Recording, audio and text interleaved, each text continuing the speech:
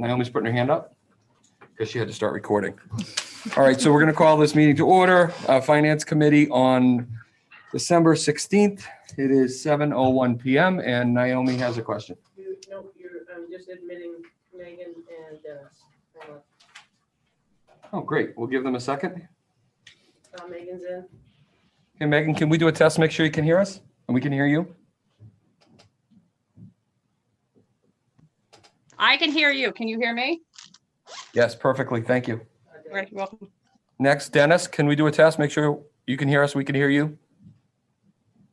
Sure. Yep. I can Great. hear you. All right. Wow. Don't touch anything. All right. So we've already opened the meeting. Let's do a quick roll call. I will just read everybody off because I think it will be easier that way. So starting in the room, we've got Leah Borla, myself, Tom Downing, James Drury.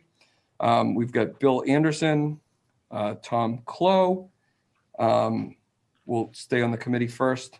On the phone, we have Meg Dellon. We have Tammy Hagman, Rachel Sisto. We have Neil Kirk, Nicole Herbst, Dennis Aubin, and Chris Haig. Did I get everybody? All right, so we also have Eileen Meany, town moderator. We have Naomi Bolton, town administrator. God, I'm gonna screw that up.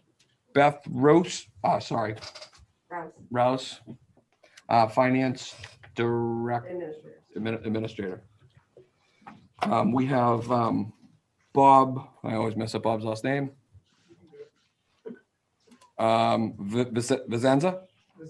Vizena, crap. Chief, fire chief. And we have Benji Knapp, director DPW in the room. Fair enough?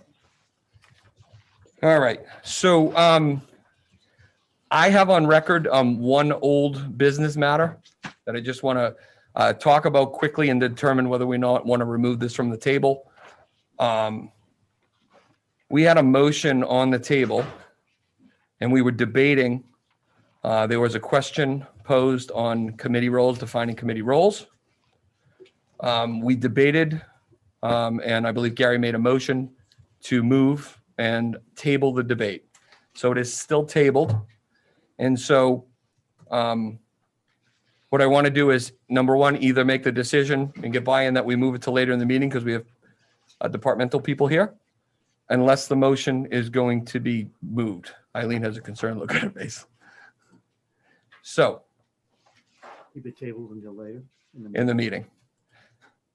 So I'm going to, and I forget the procedure here, but I'm going to move that the debate remains tabled until right before the new business session of this meeting, because we have departmental people here, including town budget. Now, I don't know if I need to vote on that, but I got a second from Tom. Might as well. All in favor of moving that to the later part of the meeting? Aye. Aye. Aye.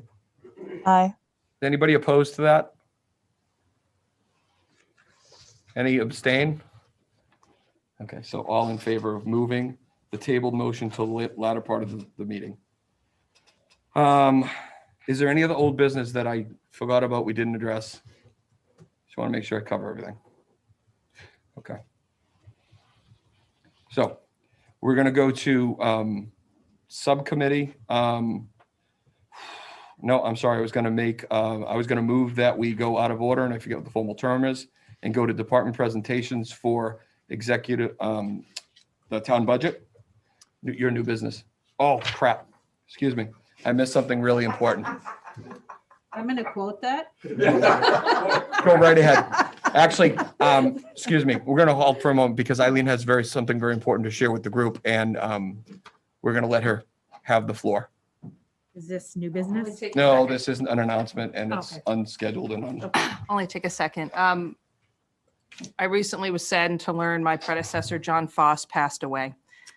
John was an incredible asset to the town of Ware. He served with dignity and integrity in this role for years.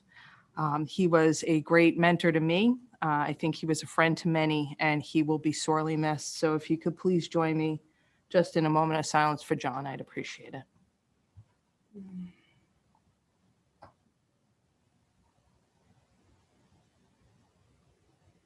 Thank you. Thank you, Naomi. For the record, I didn't know John very well, but John, John, probably the main reason that I was here. Good guy. We'll miss him. That said, I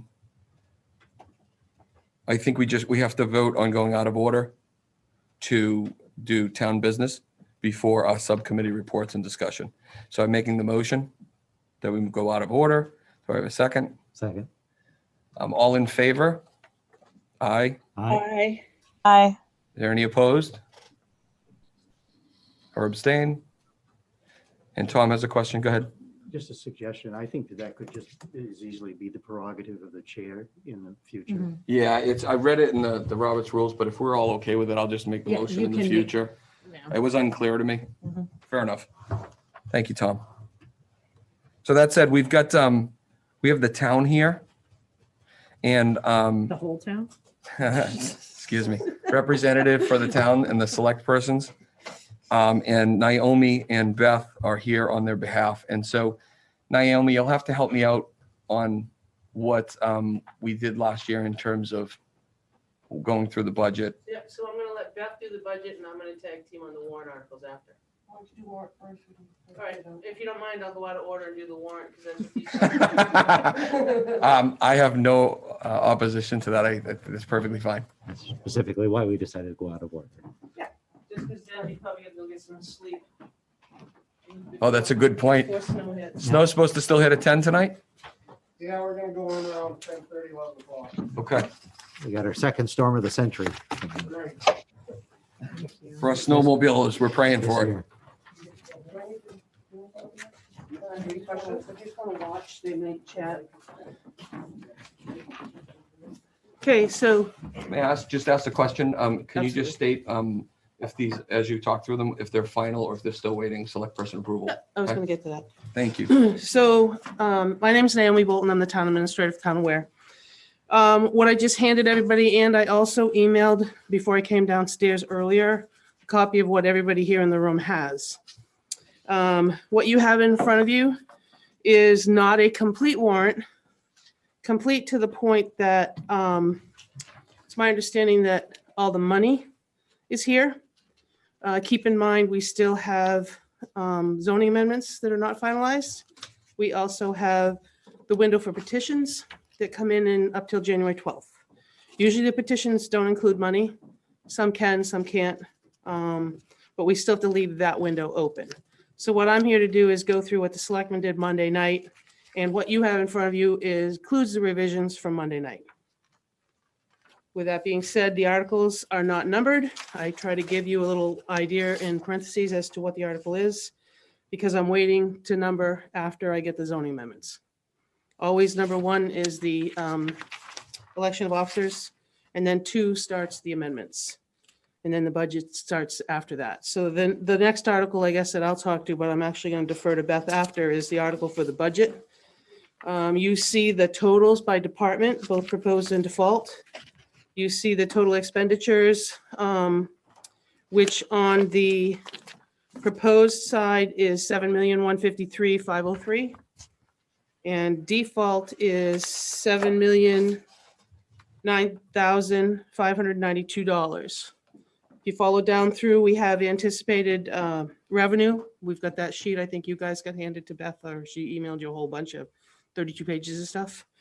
So that revenue is there. So you subtract the 2 and divide by the net assessed valuation that we're using, which is 893,755. So it gives you an estimated tax impact proposed of $4.61, default of $4.45.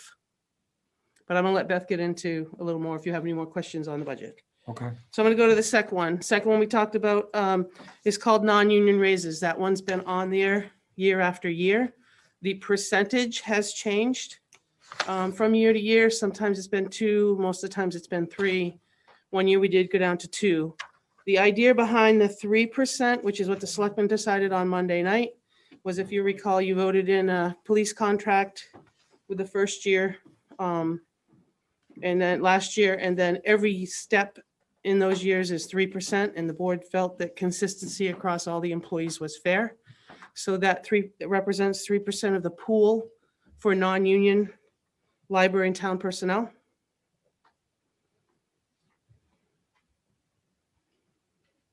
And do you want me to just keep going? You guys can stop, or? Yeah, Beth- we're all Beth's pretty good at monitoring in case they have a interrupting if we. question. She's monitoring if anybody has a question. Oh, wonderful. Yeah, I mean, if we can just pause between each, just see if anybody remote has a question, and then I would say move through unless somebody jumps in. Okay, without, I have a quick question. It's Dennis Aubin. Are we gonna be able to go back if we just run through them, or what do you want to do? go back as far as, After you go through them, if there's some specific questions on any one of the articles, can we go back and just ask you? I And then think, that way you can go through them, or? I think to make the things neater, and for Leah's sake, is to keep all the conversation to an article together. That's just my. Honestly, Dennis, I was going to suggest the same. I think we're better off to let's not rush. Okay. I mean, I'd prefer that way. It doesn't mean we can't, we're ending debate. No, just, I'd rather have my head will explode. Honest to God, if we got to go back and forth to every article. All right, well, I just want to make sure, because then I want to go back to the actual town budget. Okay, so that was the exception. We're just going to say that, and I don't know if you heard, Naomi said she was just telling us what it was, and Beth is going to go to answer those questions. So that said, would it be appropriate to have Beth go up before we go too far? Or are we going to make the exception and go and just go back to that last? I think that's going to be a longer. Yeah, so Dennis, if you're in agreement and everybody else is, can we just do that one to your suggestion, circle back to it? Yeah, sure. Okay, yeah, let's do that. I hate to look like a hypocrite, but Yeah, no, it's all good. that makes sense. Okay, thank you. Any question? Does anyone have any questions on the union raises? Yeah, non-union. Okay, so the next one down, you heard from the fire chief while he was here. He's come here tonight in case you have any additional questions. What we did is we put the article to form just like we did last year. So there'll be $99,291, which represents 6 months. If approved, we'll reduce the operating budget by $37,783. We also, it's always been asked what the annual cost would be. So the annual cost for 22 would be $182,557. And I just a clarifying question because I don't remember all of it, but was just a minor increase over what it was last year because of normal cost, Bob? Yeah, I'm sorry, Bob, you have to come up because no one will hear you. And I'm just looking for a reminder for me and for the public. Yep, the increases in that number from the previous year are due to healthcare costs, and retirement costs went up a certain percent. I think it's like 2%. Other than that, everything else is in line with what we did for last year's warrant and. Yep. Okay, thank you. Does anybody else have questions on the EMS, firefighter EMS employees? Yes, I do. Go ahead, Dennis. Is that reduction of $37,783, is that coming out of any specific line item?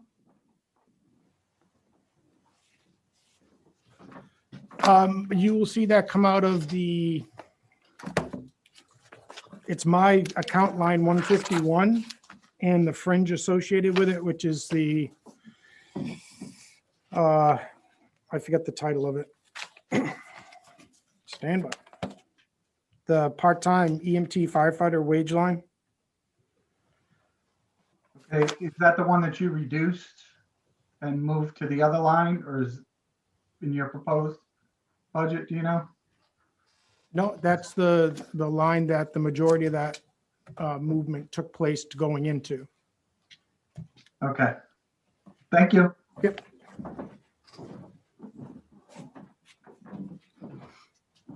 Any other questions on the EMS firefighter employees?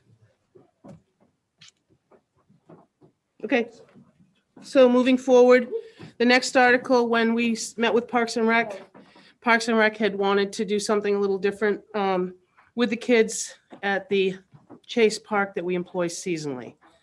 So like we've done with the library last year, we put the increase specifically, Benji put the increase for the dollars an hour for that specific.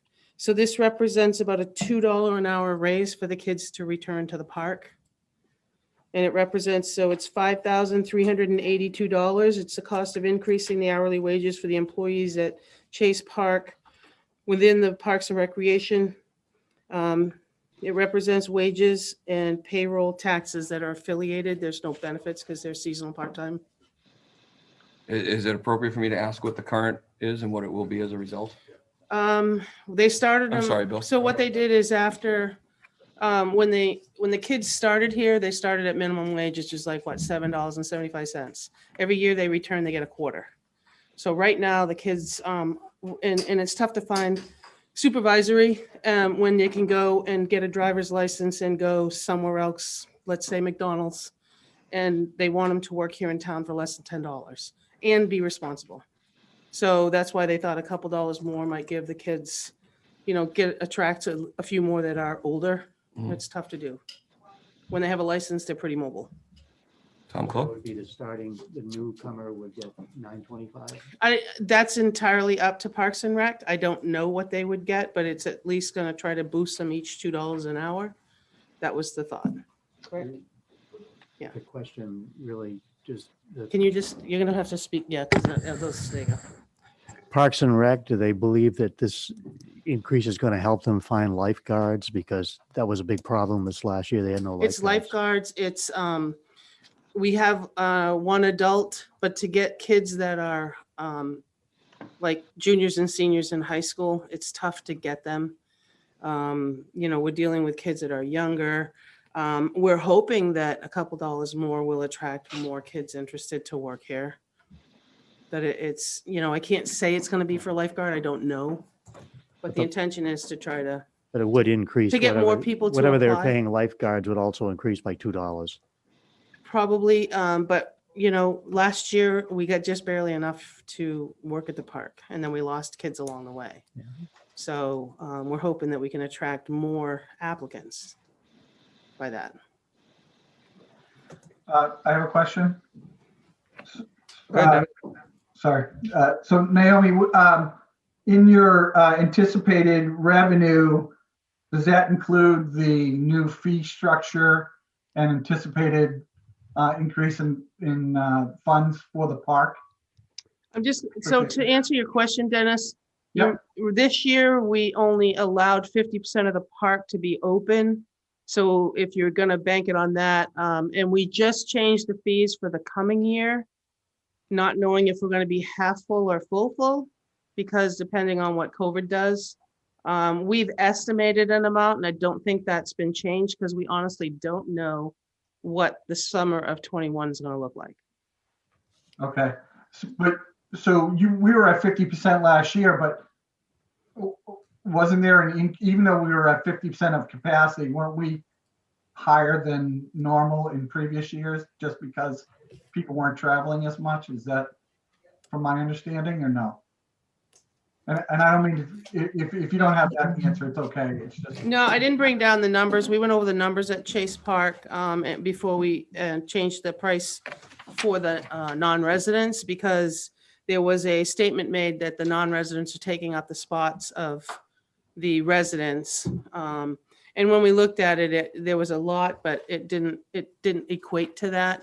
But again, we were dealing with half. And what the other thing we weren't able to track was once you buy a season pass, you kind of get flagged through the gate. So I don't know how many came in to make 50% full that paid for a season pass and then Okay. wouldn't pay again.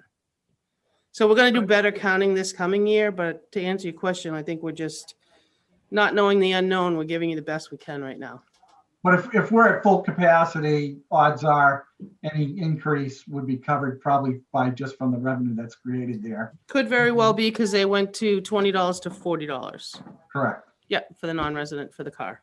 Okay. Very Thank good point. Yep, Naomi, can I interrupt you for a second? of course. Gary sent out an email saying that he's been trying to get in for 20 minutes and he hasn't been able to gain access.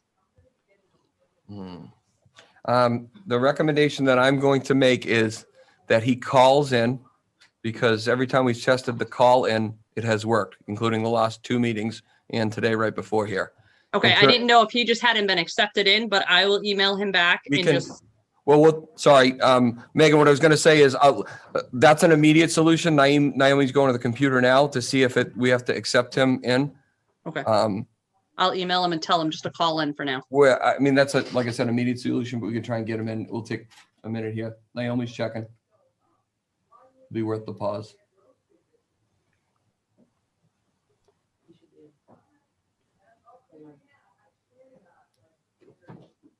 His camera is on. His camera, it looks like he's in, but there's no microphone, just a camera. Okay, and so there's a chat window in there, right? Okay, it shows that his microphone is muted, but his camera is. Okay, so we need a way to tell him to hit if he calls in, to hit *6. Just Megan, I know Yeah, I can see. Gary, can you hear us? Yes, I'm on there now. Okay. But the system is really screwy. I've never seen a meeting like that before, where it takes 20 minutes to get into a meeting. Okay, Hold on a second. Naomi's just going to go to the microphone to explain it. sorry, Gary, I can't be at two places, so I have to run to the back of the room to admit people. Oh, well. So I've been standing up here and I haven't been watching the computer. So Okay, you're admitted. yeah, okay, finally, thanks. Yeah. Thank you, Gary. So I'll move on then, if that's all right, to building inspector. Shall the town raise and appropriate the sum of $36,400, which represents the cost of turning the part-time building inspector into a full-time employee? This would represent the wages and benefits for 9 months. If the article is approved, this would become part of the annual budget with an annual cost of an additional $42,479. But before everybody jumps into a question, don't add the two together and think that's what we're paying the building inspector, because that's for insurance, retirement, benefits, and pay. So if you look at just the pay alone, you're looking at, I think, about $52,000. Right now, we have a part-timer. If you remember when we had Chip retired a year ago. And at the time, the board took a look at what we needed here. So we went with a full-time land use coordinator and a part-time building inspector. But COVID hit, everybody's doing home projects. There's a need out there to bring him back full-time. Back years ago, for you that needed to know that when I was appointed to my position, I was full-time for just land use. So, and then at the time, we had Judy Rogers was full-time in assessing. We had 30 hours for part-time building inspector, secretary, and we had a full-time inspector. As people went, we gave them more to do, but we didn't refill. We gave up the positions, which is something that I think is a tough thing to do because you hardly ever get it back. So we're looking to, with what Chip was doing, we were able to do a part-time and a full-time land use coordinator. So we're looking to make him full-time. If you're in the building world and you've called to get an inspection, we're doing our best. We try to utilize sometimes third-party inspection. Chief Vazina has jumped in and helped. The need is out there because we hear from people every day because we can't get there. So it's just really going to go back to a full-time inspector, a full-time land use coordinator, and a full-time assessing. And that's where we're back at. Your questions? Yep. Okay, first one, I understand that you've been using a consultant from time to time. Would that be dropped? Consultant meaning we're using what we call mutual aid. Yeah. So there's no fee to that. We call Goffstown, and Goffstown will help us out, which is what we did when Chip was here. We got mutual aid with other towns so that we can use each other, but it was more in the event of vacations, and it's been more since because of availability. But that would not happen. That wouldn't, we'd cease the mutual aid only in the event of, you leave the door open. I'm not sure who's out there. What's that? You're gonna leave it open. a I little believe it. Can we just ask? It's just so loud. Okay, yeah, no, and then caught my guard. Okay. So I hope, Chris, that answers your question. Our hope is not to It have to does. use mutual aid. Okay. And the other one was, when you had a combined position this year, would the other position revert back to just a half-time? The land use coordinator, the plan would be to stay full-time. When the assessing administrative assistant is full-time. Okay, And the intent would be to bring the building inspector on full-time. okay, thank you. You're welcome. Tom, if I may first, just procedurally speaking, so for the remote folks, Leah doesn't know everybody, so if you wouldn't mind, like Dennis did, just say, this is Chris or Dennis or whatnot. She was asking who was on the phone, and apologies, we just learned everybody's voice. And so I don't remember which of you gentlemen put your hand up first.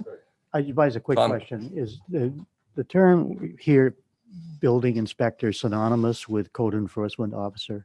Yeah, he's going to be the building inspector / code enforcement. Okay. Yes. And where it goes from part-time to full-time, the part-time, he doesn't get benefits now, Nope. full-time, he will. Yes. Yeah. Okay. So part-time doesn't. Right. Right. So he doesn't get benefits now. He still works for us and fills in for when he can. We budgeted for part-time. And I think we budgeted for, I think he's only budgeted for 16 hours a week. 16 hours a week. No, 24. I'm sorry. We need 16 more. 24 hours a week. We need 16 more. That's what this represents, 16 hours more a week. Plus benefits.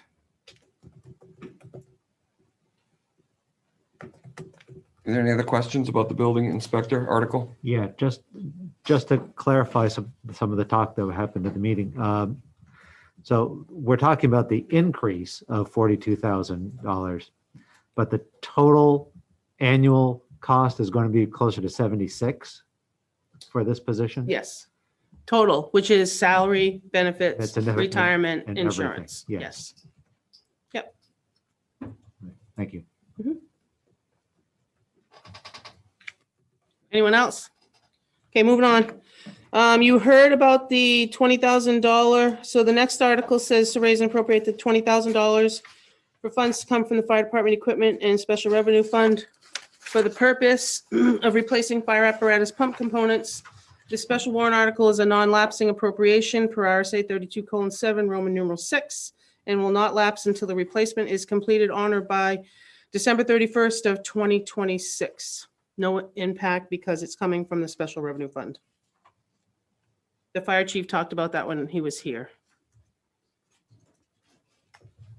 Can I ask this with some clarity, because it's a new term for me, when you say non-lapsing appropriation, does that mean the town votes the money in and it exists and persists until the piece of equipment is replaced?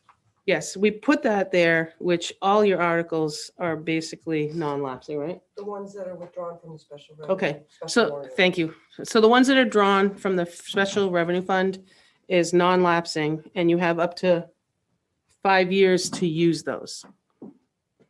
So because it's a special warrant article or special revenue fund you're taking it from, has a different set of rules than the rest of them. That's why it's determined that way. And so the follow-up question to that is, that means that money has to be used for that specific purchase? Mhm. Yeah, and we don't know when. No, I got it. I just want to make sure that I understood it. Thank you. Sorry, I got the question look on your face. No, Any I questions? just wanted to help clarify that. Thank you. They plan on spending the money this year, but it may not happen until next year, Mhm. that sort of thing. Well, yeah, it would be in 21. If the pump survives 21, it could be 22. But it's going to be a need right away. So if you put the money there, it's only specific to be used for that. And Bill has a question? Yep, and I think I saw it in Beth's handouts. How much is in that ambulance fund? I call it the ambulance fund. Is it 270-some thousand now? And we're getting about Yeah, that 100. was an email that was sent out before because I think Dennis had asked for I just that. wanted to clarify, and it's about 170-some thousand we're getting in income every year out of that. Or at least what we got last year out of the ambulance. We need to get our table, a little end table. Yeah, there's 275 in it currently, and then we have to transfer this year's money into 170 it. something. Was that 170 about what we expect or have gotten in the past every Yeah. year? So for those at home, there's 275. Not every year, this Yeah, year. but that's a fair, reasonable number to, Yeah, 150, 170. Okay, so there's $275,000 in there now, and we still have to transfer 2020's money, which would be between 150 and 170,000. and it's fine money. I'm just looking forward looking with the high beams on for the ambulance and the fire truck Yeah. coming down the line, yeah. Yep. Make sure it's, Okay, the next article, if no one has any questions, is for the police cruiser. The chief was here the last time. You also heard it from CIP. Basically says to raise and appropriate the sum of 61,000 for the purchase of one fully equipped police cruiser. It's pretty simple. I'm going to ask the question that I think some folks asked last year, because fully equipped was a kind of sticking point. Yep, it's going to be a frontline cruiser. Yeah, no, I got that. But in terms of fully equipped, does that mean everything except the radios, because there were backseat things of that? And I didn't think that was the chief last time around. I thought the radio was in that price. Get something. I can follow up on that. Yeah, I think it was probably going to come up. I think, and I forget who brought it up in the last year, but I think it would be good to know because I think it was a sticking point. Okay. If you wouldn't mind, it's just as a follow-up, what is fully equipped? And I don't need a full definition personally. Yeah. Just I an just don't idea. remember if it was or wasn't.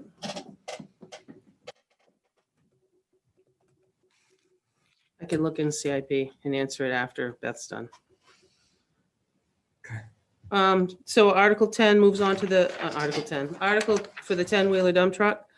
Says, shall the town raise and appropriate the sum of $230,000 to be added to the previously established highway truck and equipment replacement capital reserve fund for the purpose of purchasing a new 10-wheel plow truck for the highway department. We added one sentence because Monday night there was discussion. We don't want anybody to think we're adding to the fleet.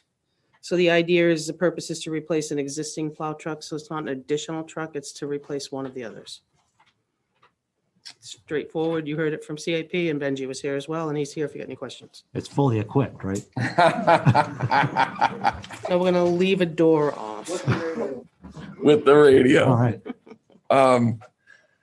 And just like a clarifying question, was that a 10-wheel for a 10-wheel or was it? I think it's a six-wheel 6-wheel for a upgrade? 10-wheel. That was the upgrade to the better truck. Yeah, it's an up deal. Six-wheeler this year. Six-wheeler will You'll be replacing a six-wheeler this year. Okay, I just wanted, thank you. The next one is for the trash trailer. Shall the town raise and appropriate the sum of $115,000 to be added to the previous established transfer station equipment capital reserve fund for the purpose of purchasing a new trash trailer for the transfer station? Again, is it in addition to, if you looked at the CIP pictures, it's to replace the existing one. Bill, good? Yeah. can I ask my favorite question? Is it aluminum? Without asking the question, Ben already knows what the question is. Which is more important to you? It's like I was hoping that I wouldn't ask. I might get, well, I kind of hoping I would because I think as department head, we've come up with what's most important for us each year before we come to you guys. We don't come with what we need the next 5 years and waste everybody's time, you know. When I started, I said I would need a plow truck every year. And until I get my plow trucks up to date between the transfer station, because it's 2 departments, let's not forget. I'm in charge of 4. So one's for one, one's for the other this year. But between the transfer station and highway department, there's another piece of equipment that I just desperately need on top of a plow truck. I really need 5 more plow trucks, but I know that that's not going to get passed by voters. I'm going to ask for a plow truck every year and a piece of equipment or a little truck to try to even things out so that the taxes don't go when I need, 5 trucks all at once. Because we got voted no trucks for 6 years. So, and you never catch up. So if I don't get one or the other, we're going to have to buy it down the road. We can't provide our snow plowing service with broken down trucks. And when that trailer becomes non-DOT inspectable, we hire our trucking out. So when the trucker says he's not pulling it no more, what are you going to do? You got to move the trash. So they're equal. I guess it depends what time of day it is. Tonight, the plow truck's going to be more important. Tomorrow, the trash trailer might be more important. And I don't know what we're going to be dealing with down the line in February, but if it comes to where we start looking at all the increases when they all come in, we have to start looking at what's what we feel is affordable for the taxpayer. Right. I understand. I wanted, let you make a call rather than us making a call for you at some point. I've That's tried my very job. hard to have every year, so, Yeah. you know, what I asked for, that's why I try to choose two pieces, not three, and not, you know, not one year and three or four the next, so we don't do this on the paper, you know, that amount stays relatively the same, you know, the trailer is gonna be a little more than the skid steer was, because we got a smoking deal on skid steers, come to find out, you know, there's municipal discounts that year. You know, we spent about 85 on the little truck last year, so this isn't a lot more. The skid steer took a couple of years before we finally. Exactly, got rid of it. so. I understand. Just to know which was easier to weld on. What's that? Which is easier to weld on? None of them, they're rotted. None of the above. Right. I mean, so the trailer we're replacing was a 2-axle trailer when we got it. We added the 3rd axle years ago at the highway department so it could carry extra weight so that we cut down on the hauling costs. The new trailer will be factory 3-axle. So it's been something that's been welded on and made to work since 2000. So less welding rods are needed. Right, so. Hey, I have a question on my just general knowledge. Is that Gary? Me. Okay. Yep. Does a trash trailer or a trailer, when you replace it, does that become part of metal recycling, the trailer itself? So what am I gonna do with the old trailer? Is that your question? Well, yeah, I was just curious because it's a big hunk of metal. So I mean, All right, so yes, down the road, some point in time, what happened with the last trash trailer got replaced. There's no trade in on a trash trailer, as you can imagine. We run them till they're no good, so no one else wants to tow them down the road. We desperately needed storage. It was sitting at my place when I took over. So instead of building a shed, I took 2 cement blocks and built a dirt berm up to it. We store our TVs in it currently.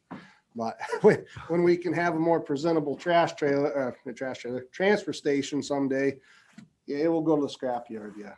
Yes. okay. Because there's no trade-in value on it. They don't want it. They're not interested. There's no usable parts on it. Question? Yes. This is Chris. What is the expected life of the new trailer? So you always hope to get over 10. This one will be 15 if it's approved this year. So, and that's about what we got out of the last one. So. Thank you. Any other questions on the phone? Thank you, Benji. So after that, trash trailer is going to be the bridge reconstruction. Shall the town raise and appropriate the sum of $25,000 to be added to the previous established bridge reconstruction capital reserve fund for the purpose of erecting, repairing, and or replacing bridges? The reason for that was, you know, we have to wait on the state. We do have the money in there that we talked about, but the price that we were anticipating was based on 2016, and I don't know what the cost. But it also allows us, if in between, right now we're on the state bid list for 2026. The state pushed us out to 26. So between now and 2026, we may have some repairs to make. This would give us that opportunity with the fact that it tells you it's for erecting, repairing, and or replacing. So it's kind of a catch-all. So if we have a problem, we can still fix it to get us. I hate to spend a Band-Aid, but we're pushed out till 26 right now. It's a long ways away. A quick question. Benji, and I don't want to get off target on the budget, but are you planning to do those 2 lesser bridges before then, or are they going to be after 2026? What I believe we talked with the lady that is now retired. We haven't talked to the new guy. We haven't talked to the new guy. We tried to leapfrog River Road ahead of the 2 big culverts because we felt that it was much more dire need for lots of reasons. Main reason is I really don't think there's a fear of the culverts falling in today, but that bridge I'm glad that the state's the ones that get to put their recommendation on the safety aspect of it, because it's not good. So you're definitely going to do. We're gonna do the River Road. We're gonna spend this, for the red list bridge list, we're gonna jump River Road Bridge ahead of everything. And just so if you wonder why it's so far out, we've been planning a long time, is the state ran out of money for bridge aid.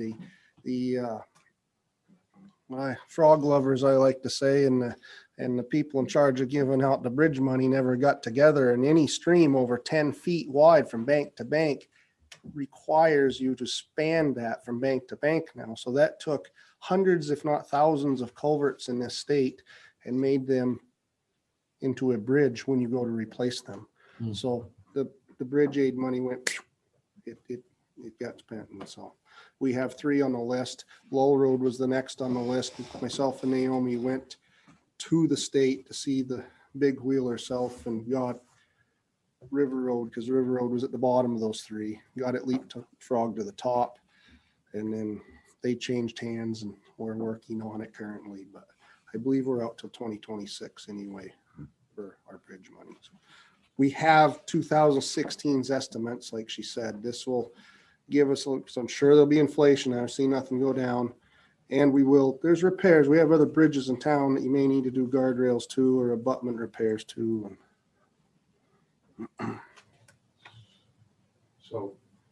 So this, if we're not doing anything until 2026 on River Road, we have flexibility on when we need some more money put in between now and 2026. We actually have some work that we got to do to River Road. They just did the inspection and there's some minor repairs that we have to make to that to keep it, to try to push us along. Okay, but the major project is 2026. Is there a chance they move it up closer? And There's always the chance of that, and the chance of that. In there, if Sorry. we don't do something now, or Yeah, so what happens with that is at times you have to have your money ready to go. Right. So if towns don't have the money ready to go, we're placed in 2026. But as we roll down, if there's towns that don't get the money at town meeting and don't have their 20%, there's some of us that could come up. The chance of that, I don't know, but you do have to have, it doesn't happen yet, but we have the money ready to roll if they ever get to call us a name. So that's the intention. But we don't have the money that we appropriated the last 4 years to come up with our 20% was written to replace the red list bridges. This would also allow me to do a repair. That was written so I can't take any of that money for a repair. On River Road, we had a 5-year repair that's up and now it needs more repairs. They haven't suggested what we do yet, but there's a hole in the pavement at the top deck that for now we're just cold patching, but they're going to require a different repair in the spring. We don't know yet.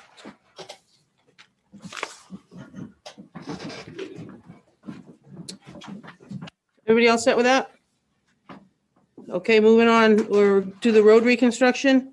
Shall the town raise and appropriate the sum of $525,000 for road reconstruction and resurfacing of roads and up to $276,150 anticipated to be received from the state of New Hampshire Highway Block Grant pursuant to RSA 235. And the remaining balance will be added to the previously established road reconstruction capital reserve fund. That's the same article you see every year. This year, you'll notice it's $25,000 higher. And I can let Benji explain that if you need to. I know Jack Dearborn went into it and Benji did it the night he was here. A question? Not necessarily for Benji, maybe for Beth. Is everything from your 2020 paving paid out now? The bond? Well, no, the bills from 2020, that's all paid. And if so, then what's left of the bond money? That was my question. Done spending. Up 320,000 out of the bond. So while Beth looks that up, she did look up for the cruiser and it does include the radio, Well, just to let you know. thank you. That is fully equipped. It's about 140. 140, everything's been paid and transferred on over. road reconstruction. So you're asking for the bond or the road reconstruction? No, I'm looking at the preservation bond. Oh, the bond. Yes, that's done. Right? Yeah, we're done paying bills, yeah. I hope, unless we have a flood between now and December 31st. Saturday. Oh, well, No, I'm sorry. Okay, Yeah. just I wanna know make there was sure before I something say in something the on that. trustees meeting, so I was just wondering if everything is all transferred and so you know Yeah. exactly what it is. Yeah, let me just verify that tomorrow and send it to you. You just email everybody Yeah, I on don't that. want to. Perfect. That's all I want. A question, Tom? This is Neil. Yes, Neil. What happens if this article fails because it's 25,000 more? Still get the state money. Get the state money still. So you'd get the 276,000 if that's what we get. That's an anticipated amount, keep in mind. So the idea behind this, and when we sold the bond idea, if you remember, we were gonna try to increase this to an amount where we could continue to do at least a couple miles of road reconstruction, but start to do some road preservation. So that at the end of the bond's life, the work that we did, we don't start all over and ask for another $2 or $3 million bond. I'm hoping to get up into, a little bit every year, up to the fact where I can do $200,000-300,000 of the preservation, shims and overlays mainly, and continue my road reconstruction. So Thank you. pavement this year went up almost $5 from the year before, so. $5 for what, A Benji? ton. So when you're talking about the amount, I think we put out about 3,000 tons under road reconstruction last year. That's quite a little pavement, So we put out 26 or 27,000 tons under the bond. Okay.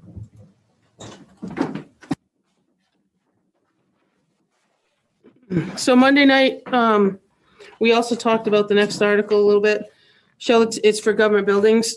Shall the town raise and appropriate the sum of $20,000 to be added to the previous established capital reserve of the government building and maintenance capital reserve fund for the purpose of funding unanticipated failures to our aging infrastructure?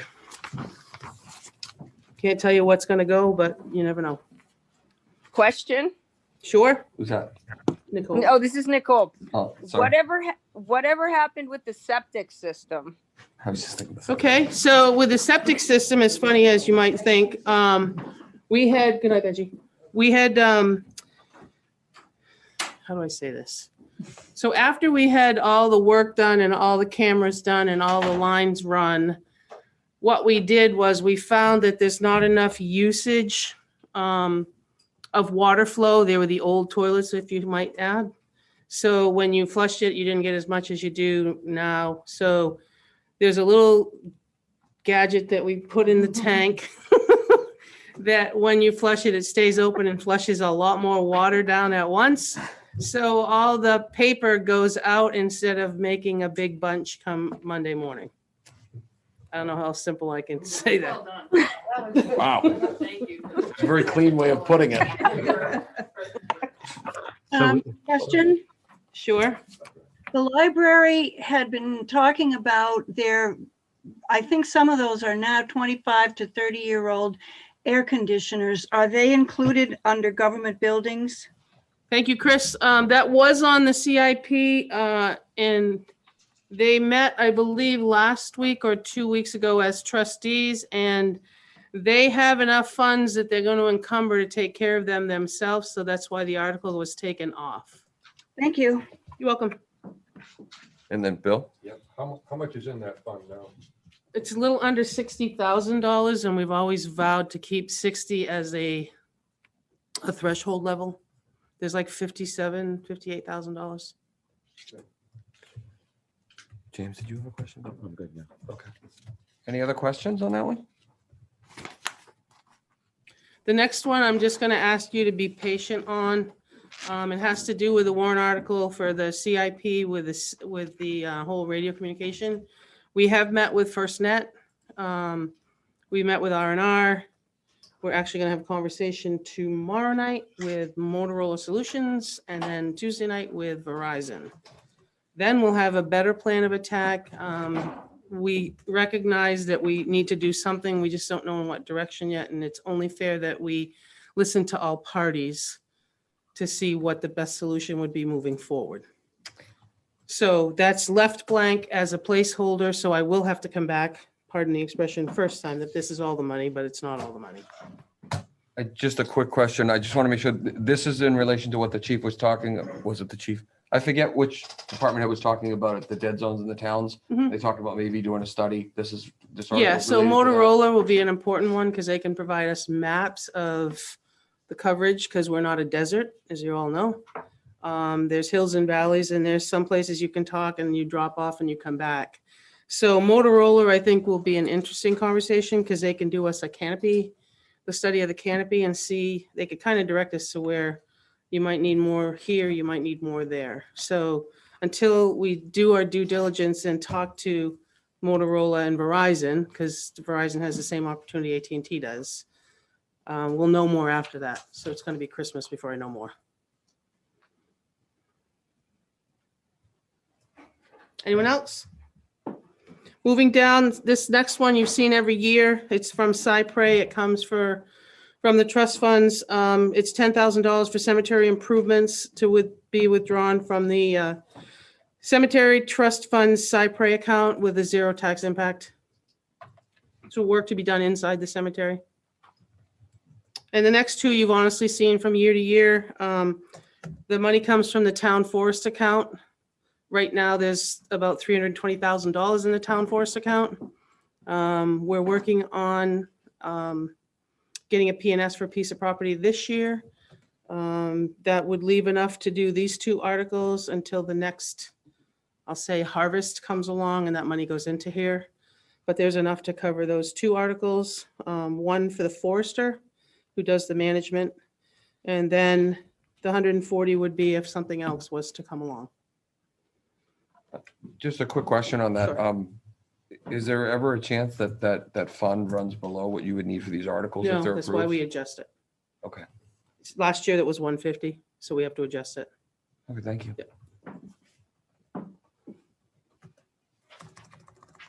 So that's kind of all I have. I'll be sitting in the back of the room if you need anything else, and I'll let Beth take over for the budget. All right, so we're going back to the budget. Naomi, can I actually ask a question? Of course.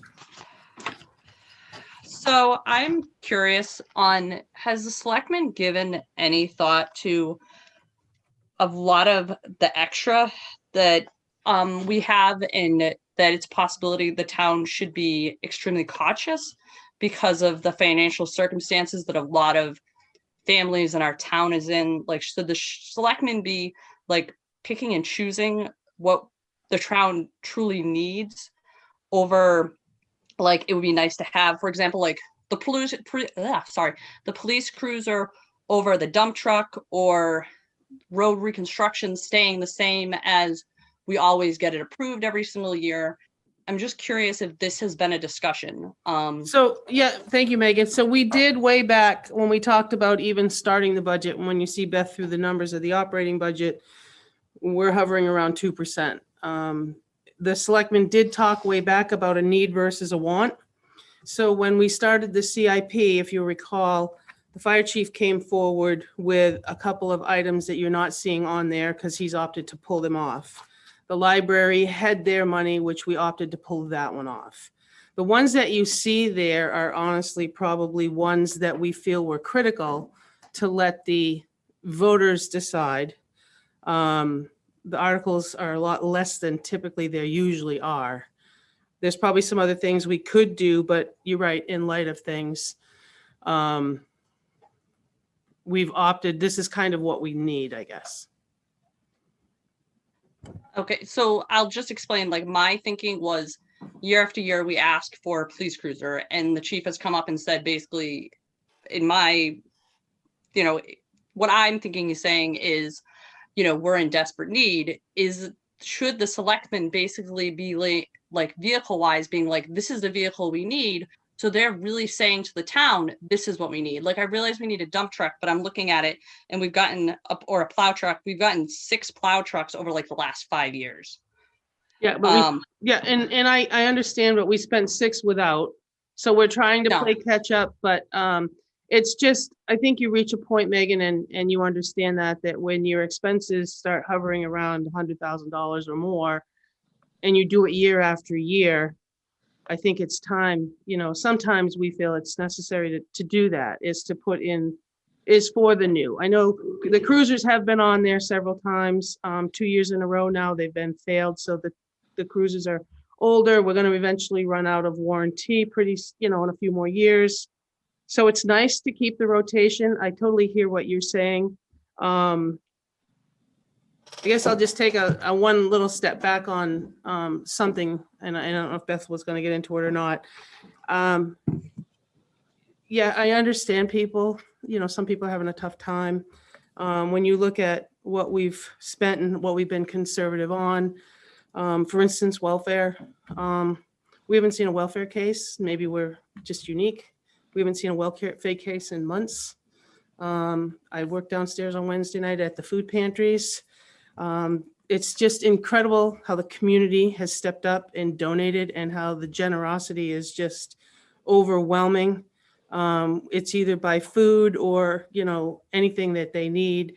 The town's been gracious enough to do that. And unless they're just not coming here for fear that they don't want to come ask us, I understand that there are people out there that, we see a lot of them every week, as far as downstairs. But, I think we felt that this is what we need to move the department's head versus taking a step back. And we would like to put them on the warrant article and let everybody have that opportunity to make that decision. And Tom? Just, Is she on? could, She all set? Well, I don't know. Megan, did that answer your question? I mean, yeah, it did. It was more of a statement. I'm curious, and I understand what they're seeing in my job and what I see and hear. I'm not seeing the same. I don't know if I should be happy or sad that people aren't going to the town for help. Yeah, and we feel the same way. We have it here. We've encouraged people to come. I don't know how you do it. And the other thing is, Megan, we haven't seen that because for the first half taxes, we all wondered what it was going to look like for revenue. We didn't have to borrow money. The first half taxes, when it came all said and done, usually we're about 6% that are outstanding, and we only had 2% outstanding. So I'm not sure if they're paying their taxes before anything else or not. But if it's, we're kind of seeing what December, of course, they're not due for another week, and that's when they really pour in. I don't know what that's going to tell us. Yeah, or if the stimulus had something to do with that people were able to pay their taxes. Yeah, we just Correct. don't know. Yeah, absolutely. Yep. Yeah. Thank you. All right, thank you, Naomi. Yep. I just wanted to point out that the original cruiser request to CIP was for 2 vehicles. And the CIP committee itself negotiated with the chief, and so that the request on the warrant is for just 1 vehicle. We said it too, we felt thank you, Tom, but it was correct is, we recognize the fact that 1 a year is probably acceptable, but 2 was a little overreach. So he did back down and we're doing 1.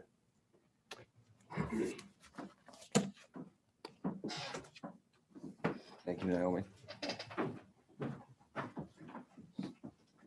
So Dennis, if you want, Beth is gonna step up here, and I think you have the floor when she's ready. I think you had the first questions. Okay. Let's give her a second. She's handing something out, though. Oh, you probably can see it. It's the same handout that they. I guess I'll wait. Is it the same thing that you? Yes, by email. I did not print your 32 pages, Yeah, so- like my 30 pages. but I do need one. That's okay. No, I got it. I already printed it out earlier. I did not print it. I'll see my home today. I can't get away from my home. I'm done with work from home. Tom, this is Neil. Could you tell us what the date of that document is? I can. It is 12/15/2020. Thank you. Neil, is that the same date as the one you have? It's the one I have, yes. Great. So the floor is, did you want to say something first, or did you Aye. do it? It's your right to say something first before questions if you want. No, we can jump right in if you want. Dennis, did you have specific questions for Beth, or do you want her to walk through this before? I'll just ask my question, and then she can walk through whatever she wants from that point. it was just relative to the anticipated revenues for this year.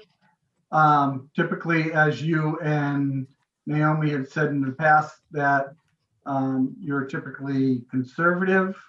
Were you more so this year? And was there a percentage point more or less in that conservative estimate?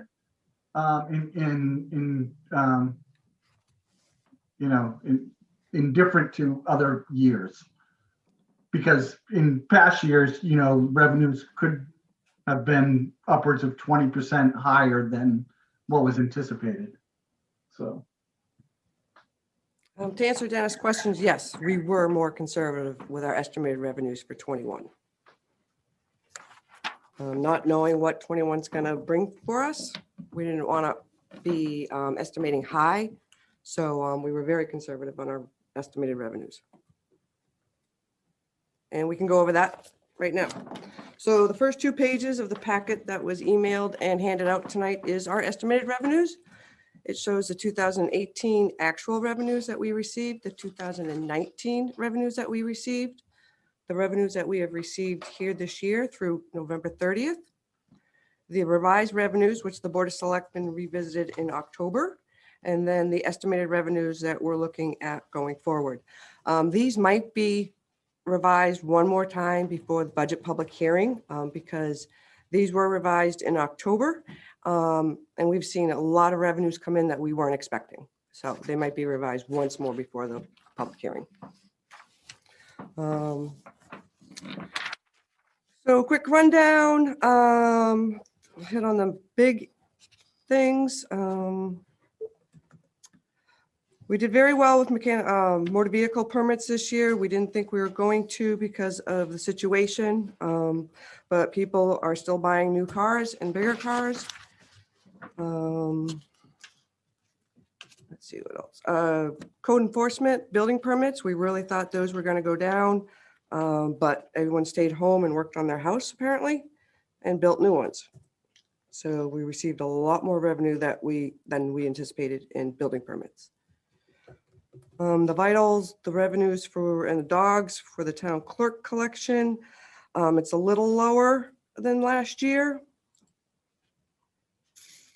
The state revenue, that's going to be probably a topic this year. So we received a shared revenue in 2019 and 2020.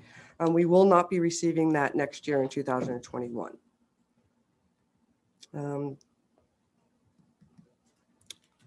What else is a huge difference? Was that because there was a surplus in those years? Is that why we got it and not this year? Yeah, it was just something the state decided they were going to give out to the municipalities over a 2-year period, and it was based on the number of children in the community that receive free lunches, but the money was given to the municipality based on those figures. Mechanical permits, I am on page 2 now. Those are a lot more than we expected. To date, as of November 30th, we had $12,930 in revenue. We only thought we were going to receive about $9,000.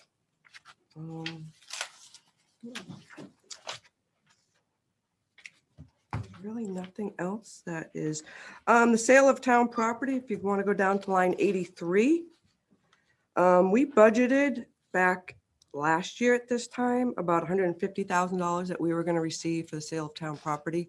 We did not have any auctions of our deeded property this year because of COVID, so we did have to reduce that. Beth, can I ask a question about that? Yeah, go ahead. Does that mean there's still properties that will be auctioned off next year? There was actually, yes, but there was a change in the state law. The town, prior to April, we would hold on to deeded property for 3 years and then would go to auction. And we were able to keep all the proceeds from that. Now we can keep the property for 10 years. It doesn't matter. When we go to auction, we take the taxes that are owed to us and then we give the previous owner the rest. So we will no longer have sale of property, really. Significantly. Yeah, it's going to hit revenues for every municipality. So the only sale of town property is if something goes to the White Farm. An old cruiser, some pallets of tires, whatever you have. So I am estimating the revenues about $80,000 less than what we received in 2020.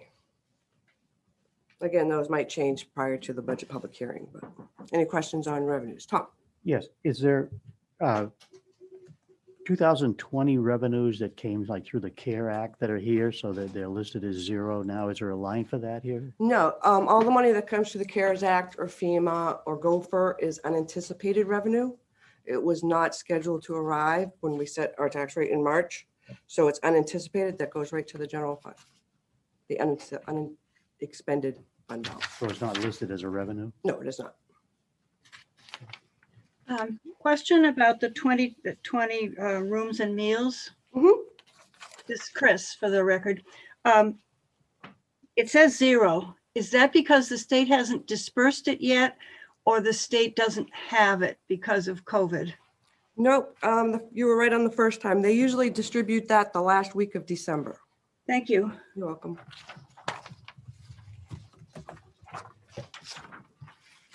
I would just like to point out the Parks and Recs, because that was brought up prior to, and that would be on the second page, line 65 and 66. As you can see, in 2018, combined the Chase Park fees and the boat, it was about $19,700 we received in revenues. For 19, it was about $20,700 we received in revenues. And for 2020, we received about $19,600. So we really didn't see a decrease this year because of COVID, even at 50% capacity. And again, they raised their rates, so. So it's safe to say that will go up if we get the full We capacity. increased a little bit. Again, we don't know what next summer is going to bring, but we increased it just a little bit based on the usage this year with the fee increase. So it's increased just a little bit. If they go to 100% capacity, that might blow that number right out of the water. Any questions on revenue? Okay. I apologize for the next 30 pages. When I went to the board, I did it in 3 nights. You guys get it in 1. Okay, so on the third page, it doesn't have a page number, but the top of it says 2021 Summary of Default Budget. I just want to skip to the bottom real quick just for a moment. So when the voters entered the voting booth last March and they voted yes or no, when they voted yes, there was 5 warrant articles that they knew were going to be part of the operating budget going forward. So if you look down at the bottom, they were in the voting booth and they said yes for the default budget. So they knew estimatedly next year was going to be about the same amount, $6,632,000. When they voted yes on the police collective bargaining agreement, they knew that next year, 2021, they were going to see an additional $56,000 added to their budget. When they voted yes for the non-union wages, they were expecting another $69,000 added to their budget.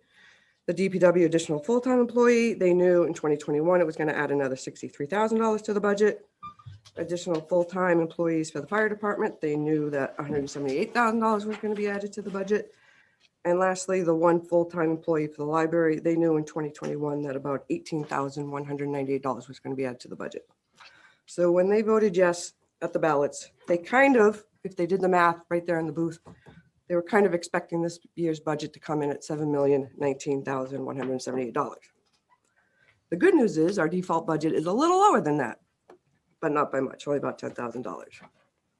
So if you look at the top half of that page, the general government, which is about the 13 departments below that line, totally for all those departments is a $3,740 increase for all those. Insurances, there is no increase. The police department, there was a $58,184 increase. Again, that was because of the collective bargaining agreement. The fire department, their increase was $90,626. Other public safety for the 4 departments below that, there was a decrease of $722. The highway department, there was an increase of $22,452. The 4 smaller public works department, there's a decrease of $2,599. Animal control, there's a decrease of $13,282. In health, there's a decrease of $32. Welfare, there's an increase of $340. Parks and Recs, there's an increase of $580. Library, there's an increase of $25,053. And the debt service was a decrease of $23,440. So with all that said, our default budget is $7,900,592, which is $160,900 more than last year's. And the next 12 pages is that in detail. So if you want, we can go through the detail, or if you have questions on a specific budget, you want me to just start at the top and see if you have questions? Yeah, I would say let's throw that out to the group. Is there any specific questions we want Beth to dive On just the into? default for now. On the default.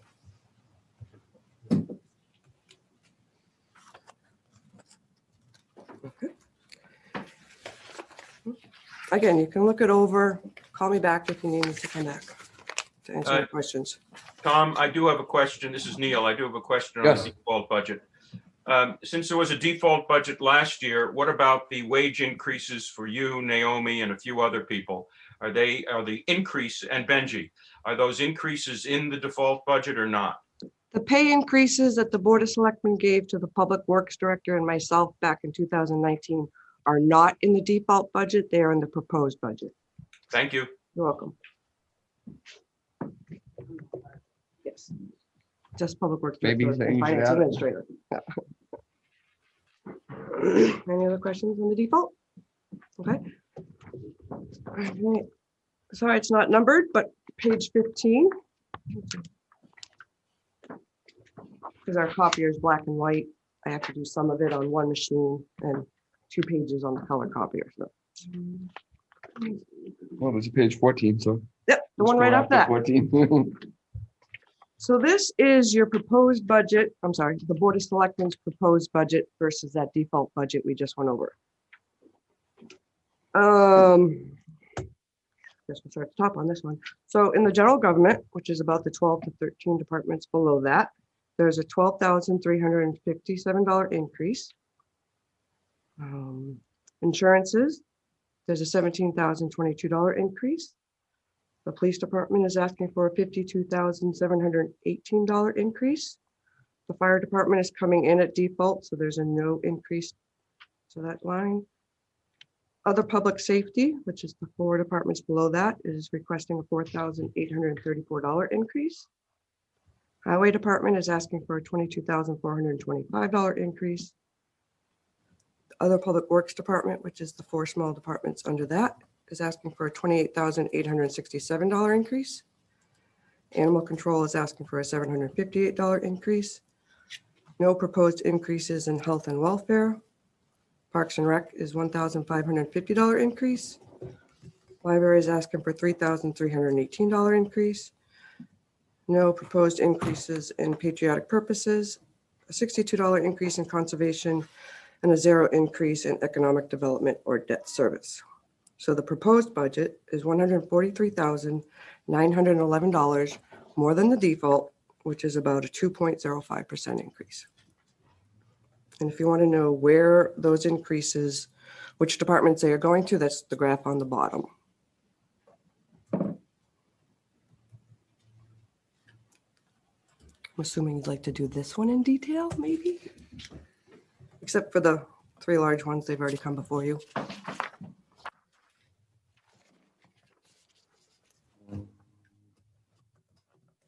Questions?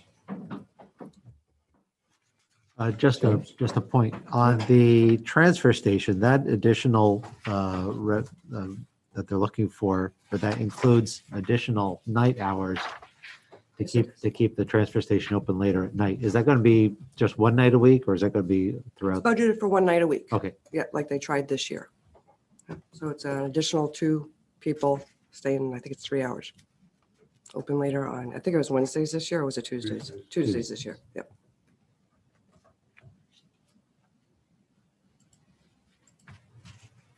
So if you want to jump to the transfer station budget, that's on page 27. There's 2 increases in the part-time wage line for that department. We requesting an extra 82 hours to cover vacations of the full-timers. And then we requested the 156 hours, which is the opening on the evenings for one night a week.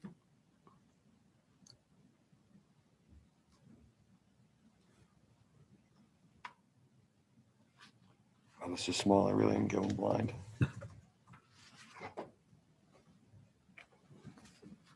That hits the question. Yeah, no, that's. Yeah, I don't know about everybody else. It's a lot to. Yeah, it is. It's a consume, so lot it's of information here. I mean, if you want to just review it. Bring me back if you have questions. Yeah, I mean, I for one would like to kind of consume this. We'll go around again. Does anybody have questions today? I'm sorry, it's so much information. It's line by line. Tom, this is Yeah, Neil. A very basic thought and suggestion. I don't know if this is the appropriate time to do it. It's really not related to Beth or Naomi. It's just general discussion for the committee, although Beth and Naomi should probably hear it. Is this the appropriate time to do that, or would you like that to be done some later time? Well, I wasn't prepared to have a debate this evening. We have some other topics and. Not a debate, I just a suggestion. Oh, I'm sorry. So can you clarify what you mean then? Because I think I heard you wrong. Let me make it then, and you can decide whether or not you want to discuss it, and maybe it's just something to leave on the table. We really have a problem with police cruisers, and we need to buy one a year, and yet we put these as separate articles, and they often go down. Once in a while, they'll be adopted. But because it's a regularly occurring expense, even though it's a large one, it really belongs in the operating budget. Now, the fear is that if you put it in the operating budget, that will balloon the operating budget and it will go down and we'll have a default budget. So here's the thought that I have. Keep the separate article for a cruiser, put a second cruiser in the proposed budget, and reduce the proposed budget so that it is lower than the default budget, which guarantees it will pass, and which will mean we will now have one cruiser permanently in the operating budget or the default budget, whichever it happens to be, going forward.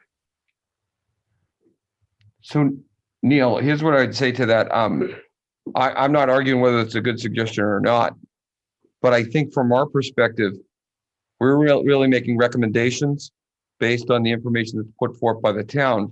And I think what you're suggesting is how the town should restructure their budget. And I don't know that our job is to tell them how to change the budget. I don't see that as our responsibility, although that might it sounds like a good idea. I don't think us having a debate and then coming to a conclusion about telling the select persons and Beth how to insert the cruiser. I think that's I don't know. Am I missing something? No, I think it's something that certainly past committees have made as a suggestion and made their recommendation whether to support the budget, the town budget or not, based on how the town reacted to its suggestion. But if that's not the way this board this committee, this group of committee members wishes to operate, that's fine. I just wanted to get the suggestion on the table because I am concerned that we're going to have real problems with town cruisers for many years, and it's something that I think we need to address in a more permanent way. And that was the thinking behind my proposal. But I agree with you. If this is not something the committee wishes to do and just wishes to say nay or yay on whatever it is the selectmen propose, that's the committee's prerogative. Yeah, I'd like to acknowledge your concern about the cruisers, Neil. I couldn't agree with you more. I definitely think it's a problem that needs to be addressed. We can talk about it further in debate, but I saw the vehicles that just got retired. They didn't get retired. They got rid of two at the same time. So I would say this, I'm not encouraging a debate, but if the committee members feel differently than I do, that was just my opinion. And I am open to any other feedback on Neil's proposal or statement. Not to open it up to total debate, but I think that if you look at the figures, if you want to put a police cruiser in and you want the proposed to be lower than the default, then you're going to have to put the cruiser in, but to balance it off, you're going to have to take $230,000 out. Because first of all, you've got to eliminate the 174.86, and then you've got to eliminate another 61,000. So, you're really going to take an axe to the whole budget in order to make that work. If I'm figuring it right, I may not be, but that's my first impression. I think we could discuss police cruisers separately, not as a part of in total with the budget, because I don't think the police cruiser issue should be the driver to destroy the other things that have been developed in the budget, which may be on their own merit more necessary than the police cruisers. Okay, so I think we have a separate discussion at some point, but I think police cruisers is the wrong issue to drive a destruction of the budget. Like Tom was talking about. So I don't hear any other comments from the rest of the committee, so I think we'll move on from there. What do you want to do? You want to review it and call us back if you have Well, any I think we can questions, throw it back out to or- the committee. I mean, for me, I'd like to look at this deeper, but if we can take another round here and see if there's some other questions now. I would say we could very well come back with some other questions if that's okay. I mean, I try to make the notes really clear, so if you do have a question, the notes kind of help you out there, so. Good. Yeah, I'd just like to compliment Beth. So this is Chris. So Chris, can you hold on one second? Bill had just started to speak, sorry. Oh, I'm sorry, Bill. No, I was just complimenting Beth as she was leaving the podium for making it an easy read document. Yes, thank you, Beth. Go ahead, Chris. I just wondered, does very much change, other than the revenue you haven't received, does very much else change on this between now and the budget hearing?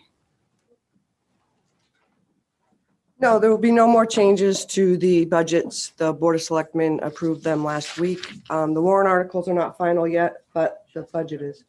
But yeah, the revenues might change, but the budget numbers won't change. No. The default's been approved by the board and the proposed has been approved by the board. Thank you. Can I ask, I want to ask Naomi a question. Do you anticipate any other, any petition warrants at this point? Have you been notified of any, or we just wait and see what happens?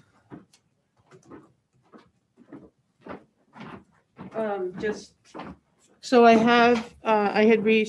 had reached out to me. There is one that I've gotten not enough signatures for. He's going to get more signatures. Has nothing to do with money, has to do with a noise ordinance. I received a second request. I don't know what the topic would be. I just gave him the deadlines.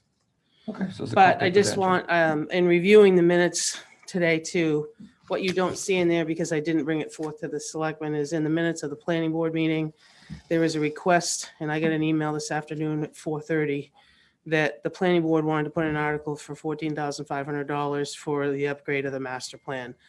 I'm not sure, might go to Megan's question with the need versus want. So I didn't bring that up because it hasn't been by the board yet. So that would be the only one. And then we'd have to come back with you depending on the studies, or not studies is a bad word, but the conversations that we have regarding the radios and what we're going to do from here.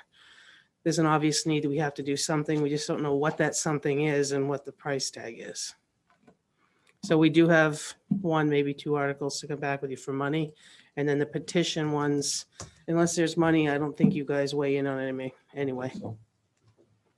Okay, and so if you could just, let us know as you get close with the Motorola one Well, for when to expect so we can get on the yeah, agenda. so I have to wait till January 12th is the deadline for all petitions. Yeah. So I have to put something together, but that doesn't give you guys a lot of time because January 18th is our public hearing for the budget and the warrant articles. So unless you're going to squeak us in that Wednesday, which is like the 13th, I just want you guys to hear it. And I just like transparency is important to us. And I do appreciate you know, what Neil had said. The only thing I would say with what Neil had said was if you're gonna add a cruiser, you gotta add a plow truck. Because you vote for one of those every year too. Mhm. And that's 400 and some odd $1,000 out of the budget. So thank you for you guys for bringing that up, but. Thank you, Naomi.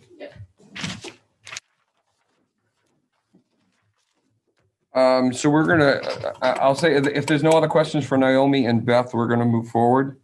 Let me just grab my place here on my agenda.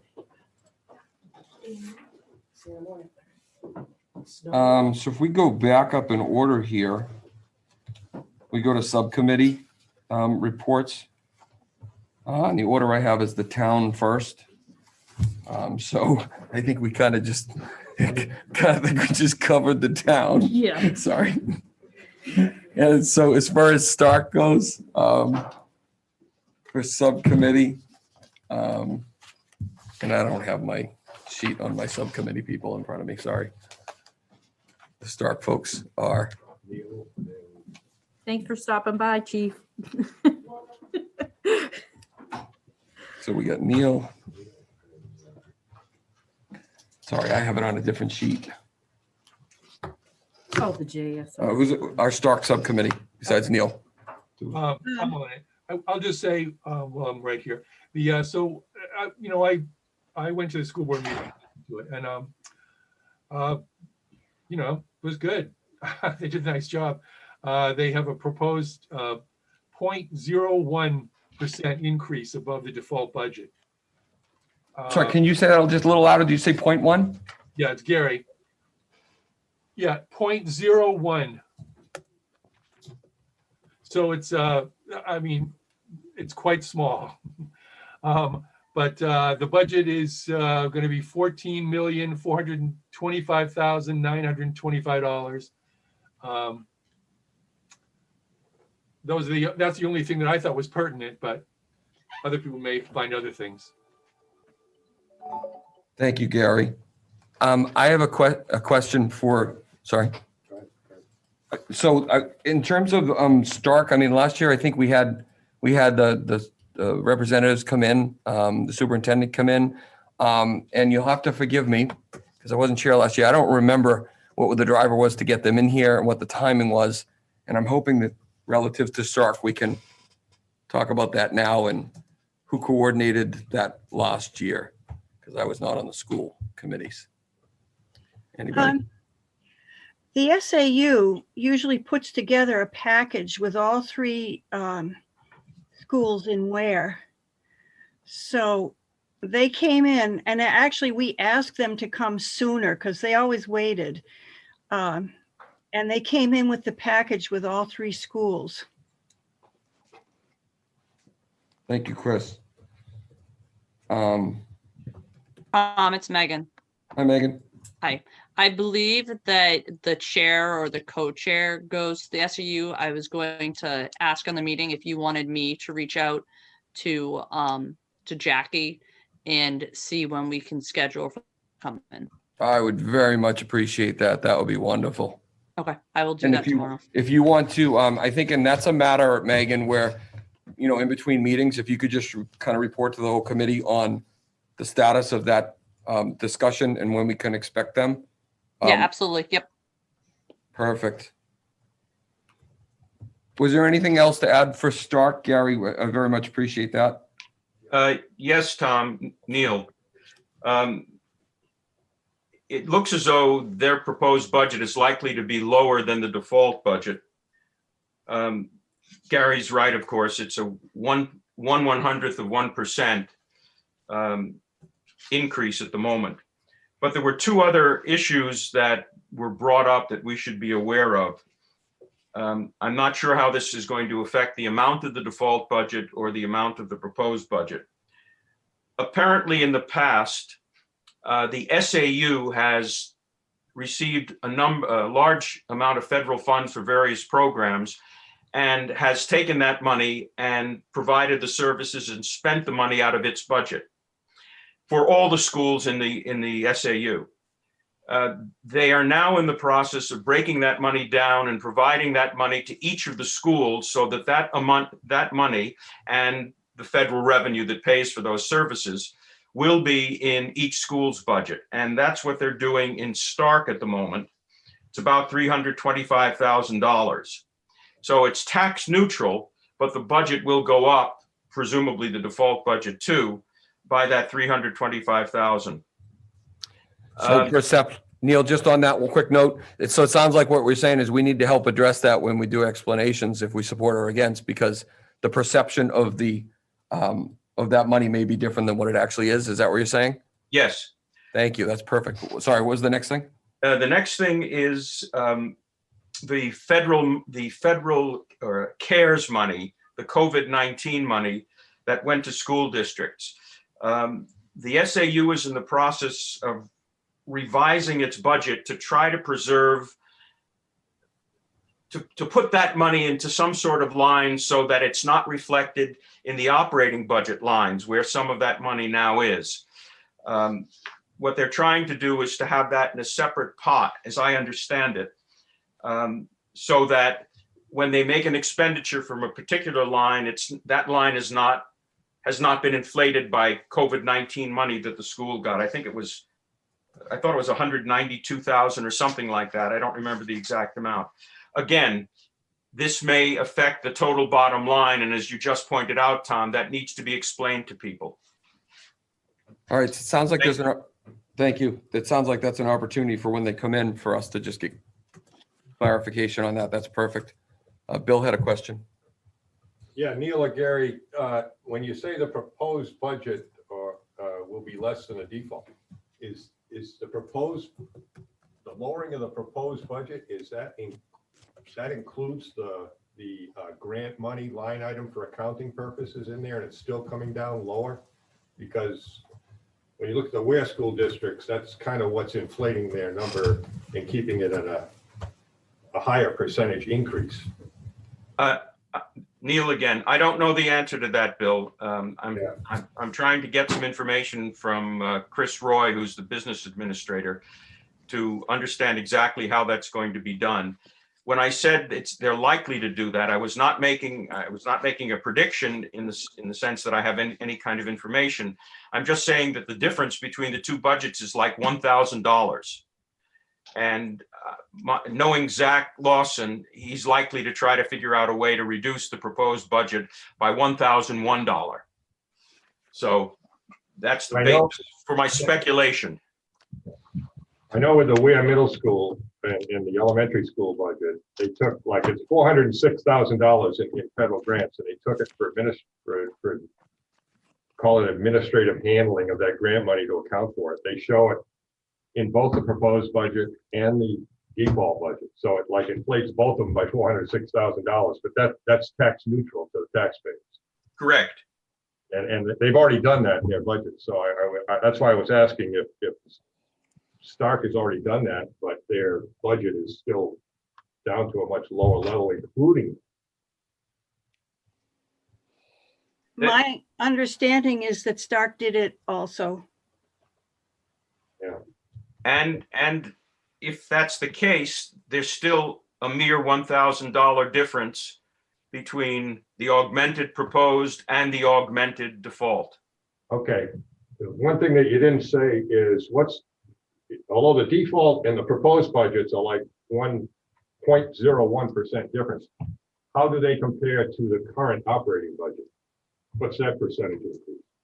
That's much larger for obvious reasons. That's okay. That explains the 406,000. But when you say much larger, did they give you a percentage of where they're coming in? If you'll give me a few minutes, I'll calculate it and get back to you. Okay. Question? You got Dennis.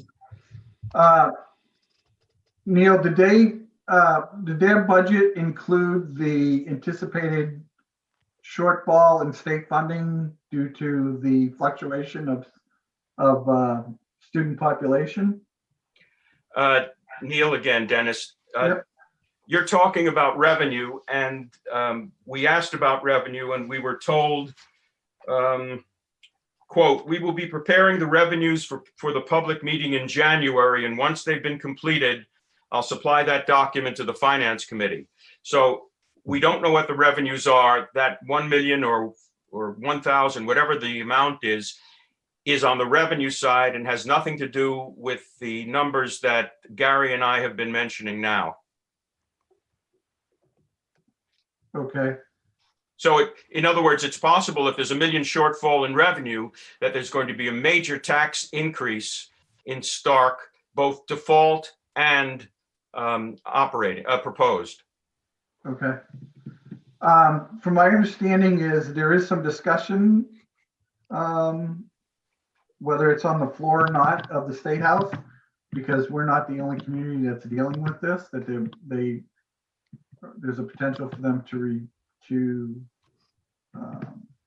perhaps change the way they calculate the funding for students. That was per discussion with Keith Earth. But I don't think there's anything hard on that yet, but because it's clear that we're not the only community that's realizing that some students have left to go to private school, and that has changed their numbers by a significant amount. And that, perhaps a lot of them or a good portion of them are not coming back to the public sector. If I may just speculate a bit based on my experience in the legislature, the timing of this is such that our budget will probably have been voted on in March before the House and Senate could make any changes. And there are really two issues. One is the basic education funding formula, which will be before the legislature as a result of a study commission that just finished its work and submitted a report, and that would revise the whole formula. But the second issue is anything going to be done to deal with the current problem, which is the one that Dennis raised? And if that's the case, that probably wouldn't be done except through the budget, and the budget usually isn't finished until late June. So as a practical matter, whatever the legislature might do, we won't know about that at the time we make our recommendations, or the voters won't know about that until at the time they vote in March. I could be wrong. It's possible that a speedy bill could be introduced, but other than that, I wouldn't think it would have any effect on our role as a Ware Finance Committee. Just to follow up to that, so does that mean, I'm just not clear as to when we'll know what the revenue side, did you say that when the revenue side will know that, or when the schools will know that? There's going to be, according to Christopher Roy, there's going to be a public meeting in January at which revenues will be the subject. Okay. So the Ware Finance Committee, the Stark people will be attending that, and we'll be reporting back to you folks. Great, thank you. Question. This is Nicole. Neil, you don't happen to have a copy of that color-coded spreadsheet that they presented? Because I asked for handouts and they just sent me the exact same, budget sheets that are on the website. That's all I have. Yeah, okay.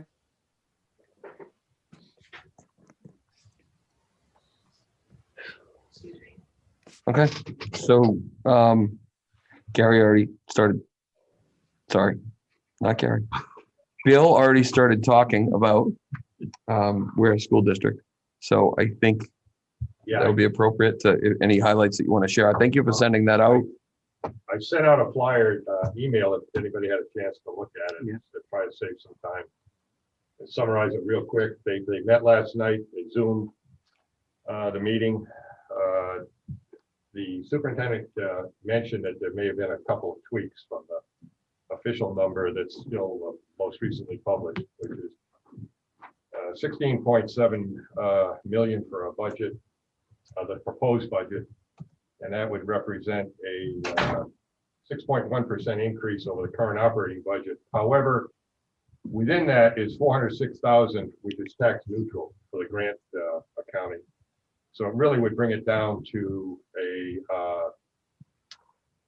$561,000 increase, 3.6% over the current operating budget, if you take out the 406,000.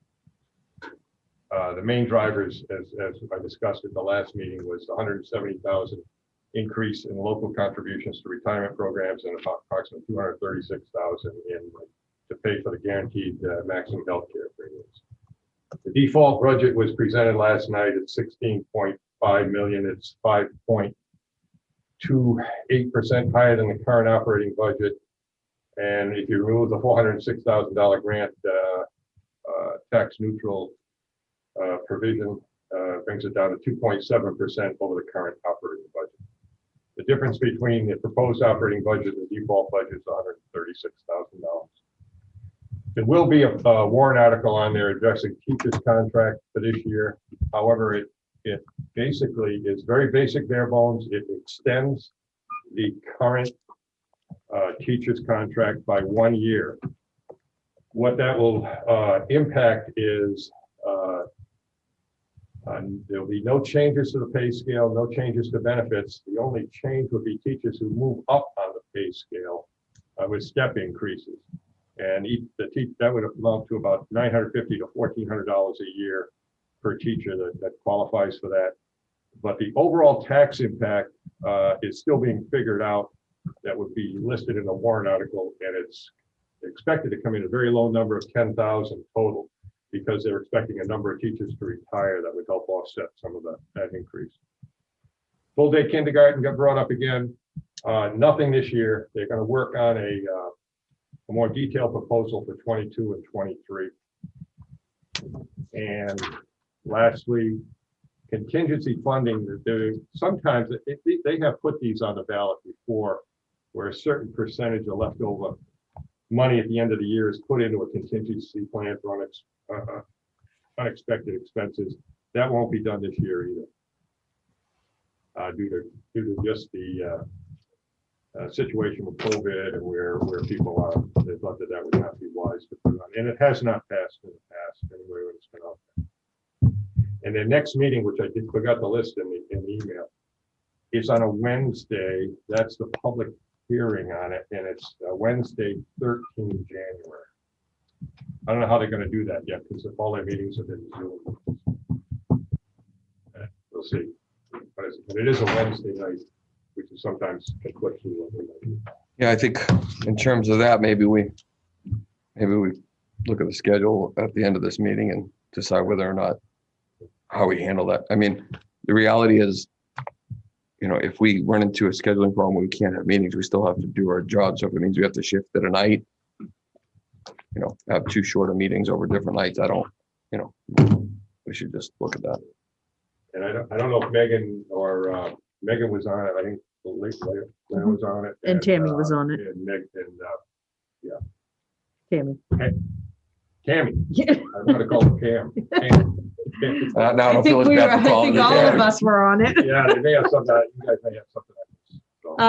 No, I think the only thing I added was that that I sent out in the email is that the teachers voluntarily chose to forego any increases this year and extend for another year other than the step like you mentioned, because even though they are in the same situation as everybody else, they made that decision to voluntarily choose to wait. That will also, I did mention in there, put the cycle back next year to where you potentially could have a teacher's contract and a support staff contract in the same year. Yeah. But that's another year ahead. Kick that can down the road. Right. So Megan, anything else to add, or Tammy? This is Megan. The only thing that I had to add was Bill did a really good job covering everything. Thank you, Bill. Yeah. Was that the budget increase, as you can see, like from the difference between the default and the proposed, is all required increases. So the grant, retirement, healthcare, and then that district share that Neil was talking about.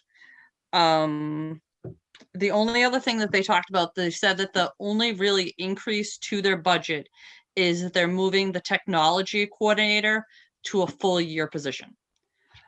That's their So their only item that they're choosing to increase, and it's $25,000. And they said the reason why that is that, as we can see from all the technology they've had to use this year, with in the spring and then preparing for the fall and everything, was that the position now, and it has been needed for several years, is really a full-time position and not September through May. So that's the only other thing I had to add. I have a quick question, Dennis. Hey, Dennis. Does anybody have any information relative to the SAU moving out of that building? There was discussions last year that I haven't heard anything about it. that their lease was up, and is that this year? And what are they going to do?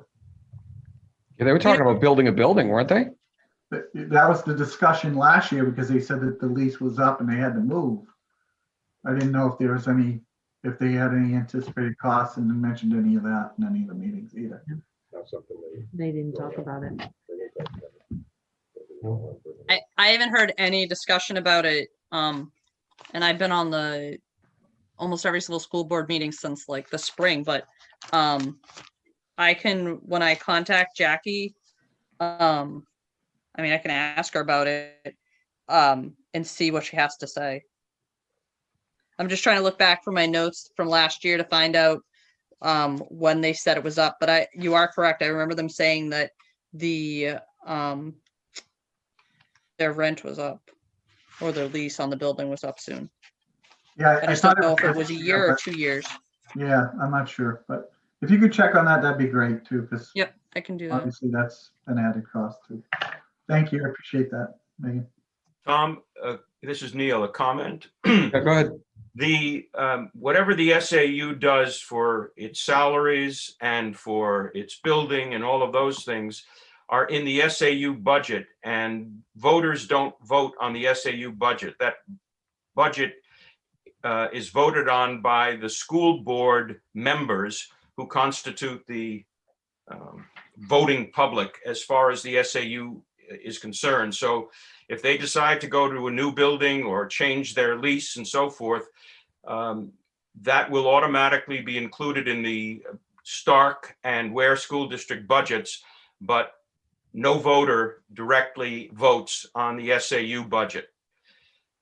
If they wanted to build a new building and has to issue a bond to buy it or something, that's a different story, but their operating budget is not up for the voters. So while it may be interesting to know what they're doing, the financial impact of that is something we have no influence over. Thank you, Neil. I didn't actually realize that, so that's good. Yeah, just as one line in the town budgets, depending on Well, I probably guess per it's capita. one less thing we have to debate. Tom, may I respond to Bill's question? He asked me a question before. Yeah, go ahead, Neil.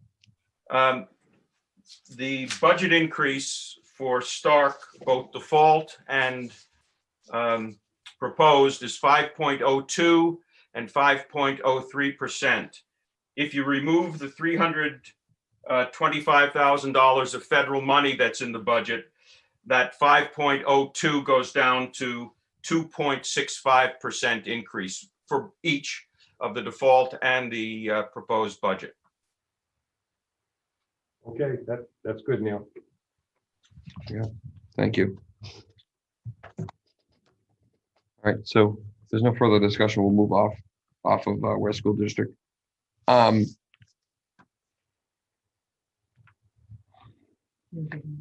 I have to address old business. Oh, we didn't last time, so it's not on my list. Yeah, well, I had old business. We tabled old business and we voted on We moving did. it. Yeah. you're So the old business on the table, which I'm hoping we can address relatively briefly and come up with a plan or something, is at our last meeting, Gary had right. Oh, yeah. a question about the role of subcommittee members and information gathering. And Nicole made a motion to define the roles of the subcommittee members for all three committees. Gary seconded. We had we started a debate I think we realized that we weren't going to make, it was very late, if I remember correctly. We were all a little spent. We decided to table it. So the question for, I'm removing it from the table, I believe is proper wording. And the question is, do we want to continue to debate whether or not debate and then vote on that motion? That's really the next step, unless the motion is changed, amended, or removed. Tom, this is Chris. Hi, Chris. Go ahead. I have a thought that's based on a recollection, and there may be other people who can verify or change my recollection. When you read, I guess their bylaws or rules for the Finance Committee, they were formulated probably in the 60s or 70s. And I do recall subcommittees actually, as it said in that document you had, making decisions to recommend to the board as a whole or to the committee as a whole. And we don't do that anymore. So it's really that document that needs to be changed. In practice, what we do now is just gather information and report back to the whole committee. So somebody else who's in charge of changing documents might want to take a look at that. So Chris, that's a good point. I actually had asked Eileen in general about changing policy. And what I was informed was that typically has to go to the voters if we're going to do that. And I'm not saying it's a good idea or a bad idea. I happen to think if it needs to be updated, it needs to be updated. I just wanted to let you know that I had already thought something and then asked the question. And so with that, Tom had a question as well. Not a question, but I think reflecting on what Gary was saying, and I don't even know if it's a problem this year, but it's members of this committee going to, let's say, the Board of Selectmen or a school committee meeting and being antagonistic or accusatory. And that has happened a lot in the past. I know when I was sitting on the other side of the table as a selectman, I heard that sometimes, but from only a few members of the Finance Committee. I don't know if that problem exists this year, if Gary was reflecting on an experience from last year.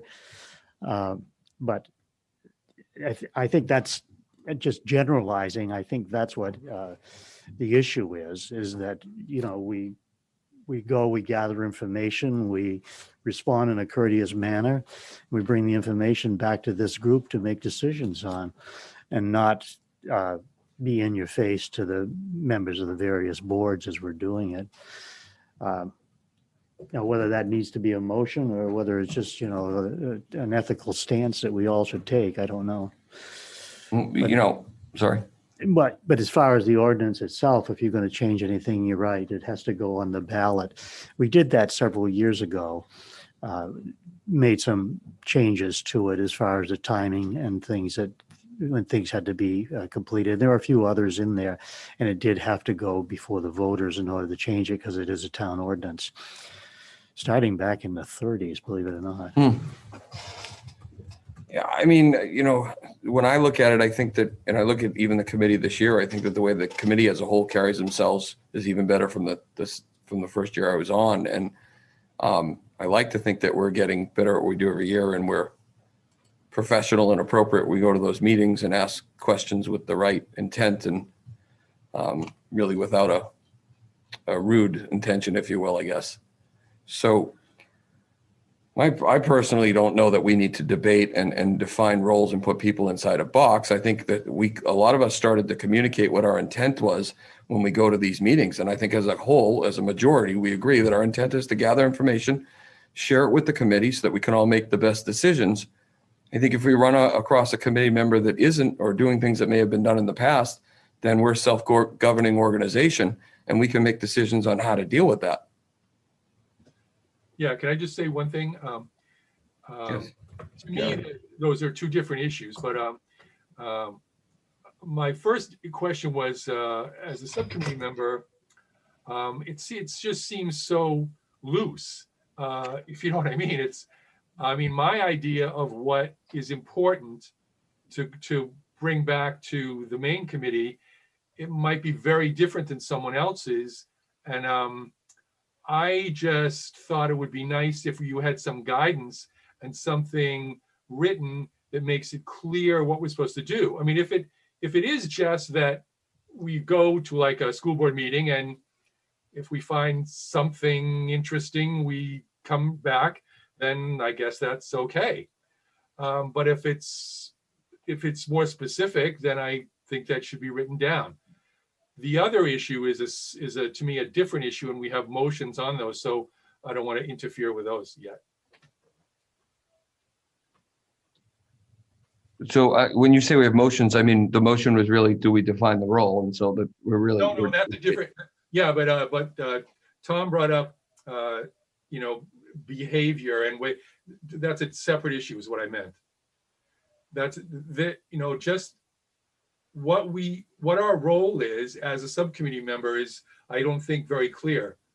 I mean, if it's just, we assume what we want to do and just find out something that seems interesting, if that's what it is, then okay. But is that what it is? Okay, that's a really good point, Gary, and I kind of wasn't separating the two. The motion that was on the table was to, what was it? Define roles of subcommittee, but I think the two points you're making is there's roles of the subcommittee and what they do and their intent, and then the other is the behavior of the subcommittee. Right. So we don't have a motion on the table for the behavior of the subcommittee. Yeah. Nor do I know how we would even make that motion. Well, I had two motions and I was asked to submit them and I did submit them. Oh, I never saw that email. And I apologize, Gary, I never saw that email and yeah, I sent it to everyone and you responded that you wanted me to do that. So I did do that. So that, but and my apologies, I totally missed it. So let's read the email, Gary. That's my bad. And I prepared and I completely missed this. okay, but should we just finish up the first one? Just the role of the subcommittee? Well, that's a great point. Thank you. Procedurally, that makes more sense. So our options on the table right now, as I understand it, is we can continue debate, we can go to vote, or someone can remove the motion because they were happy with the discussion we had and we're all in agreement. Comment. Since it's my motion technically, am I the one that would then withdraw it or ask Gary to clarify if he would like to change it because he seconded it? Well, I think one of two, I think you can remove it or withdraw it. I think Gary can amend it. I think that would overcomplicate things, but Gary certainly can say, I'd like to amend the motion. No, I don't want to amend it. I just wanted it. I don't know why this is hard, but I just thought it should be clear what our role is when we are a subcommittee member, and it isn't clear. So, I mean, if it's just that, we just go and do what we want and sort of and bring back something that we think is interesting. If that's what it is, then I guess I'm fine. But is that, what I wanted to do was say, is that what it is? Gary, so my understanding, and based on everybody seems to agree that is the role, which is to go to those meetings, bring back pertinent information and discussion to prepare the team for when the school representatives come in. I think we all came to that agreement. Okay, then. I mean, it's very loose, but it's fine with me. Okay, then I withdraw the motion. I'm sorry, I couldn't hear Nicole. She withdrew her motion. I withdraw, since we're all satisfied, I'm going to withdraw the motion. Okay. And we'll give Leah a second to document that. So Just to say, in our committee ordinance, there's basically one line that says structurally, the finance committee shall organize their subunits as they see fit. And then it goes on to say the subunits will report their recommendations to the full finance committee for review and discussion. And there's not much more than that on what the subcommittees do or anything. And over the last few years, we pretty much have just been collecting information. The problem aligns, it doesn't conflict with what we just decided. Right. The problem is in timing of things is that we get the information on Monday and then we meet on Wednesday to discuss everything anyway. So it's right. Okay. Just, that line though does, as Chris Haig was saying, it's not the procedure that's being followed. I'm not saying it should be, Because I don't know if the three people assigned to a Ware School Board should make recommendations to us on what they feel should happen with the school budget. That's what that line is saying. But in fact, that is never, in years, I don't think has really been, we can express opinion here, but it really isn't like, okay, our group decided this is the way the committee should go. So I think the ordinance does need a revision, which is, something to think about, maybe even not this year, since we're getting close to the. Yeah, I think that I think, and I don't want to continue debate because she withdrew the motion, but I do agree with that. And I'm happy to continue the conversation with Eileen about it. And I think we should move on to the, sorry. No, go ahead, because I was gonna, your second point, which was Gary's two-prong, which is behavior. I want to read something. Well, he hasn't made a motion yet, so we're not even in debate stage. Yeah. So I think it would make more important. So Gary, do you want to read this, or do you want me to make the motion on your behalf and you can comment? Can Leah read them? Because I sent them to you guys. Just take one. Yeah, no problem, Gary. I just handed it to her. Yeah. Which one are This we one. on? This one? Yeah. Committee, okay. So the second motion Gary considered was committee reports should be just that, and devoid of personal opinions and speculation, as in, quote, I think they are trying to hide money by doing. They are asking for this money, comma, they will probably use it for, end quote. Basis, one, speculation as to the motives of the budget are not relevant and are often insulting to the town employees who present them. This way of reporting results comes across as petty and puts the finance committee in a bad light. If you guys could just bear with me just a quick second here.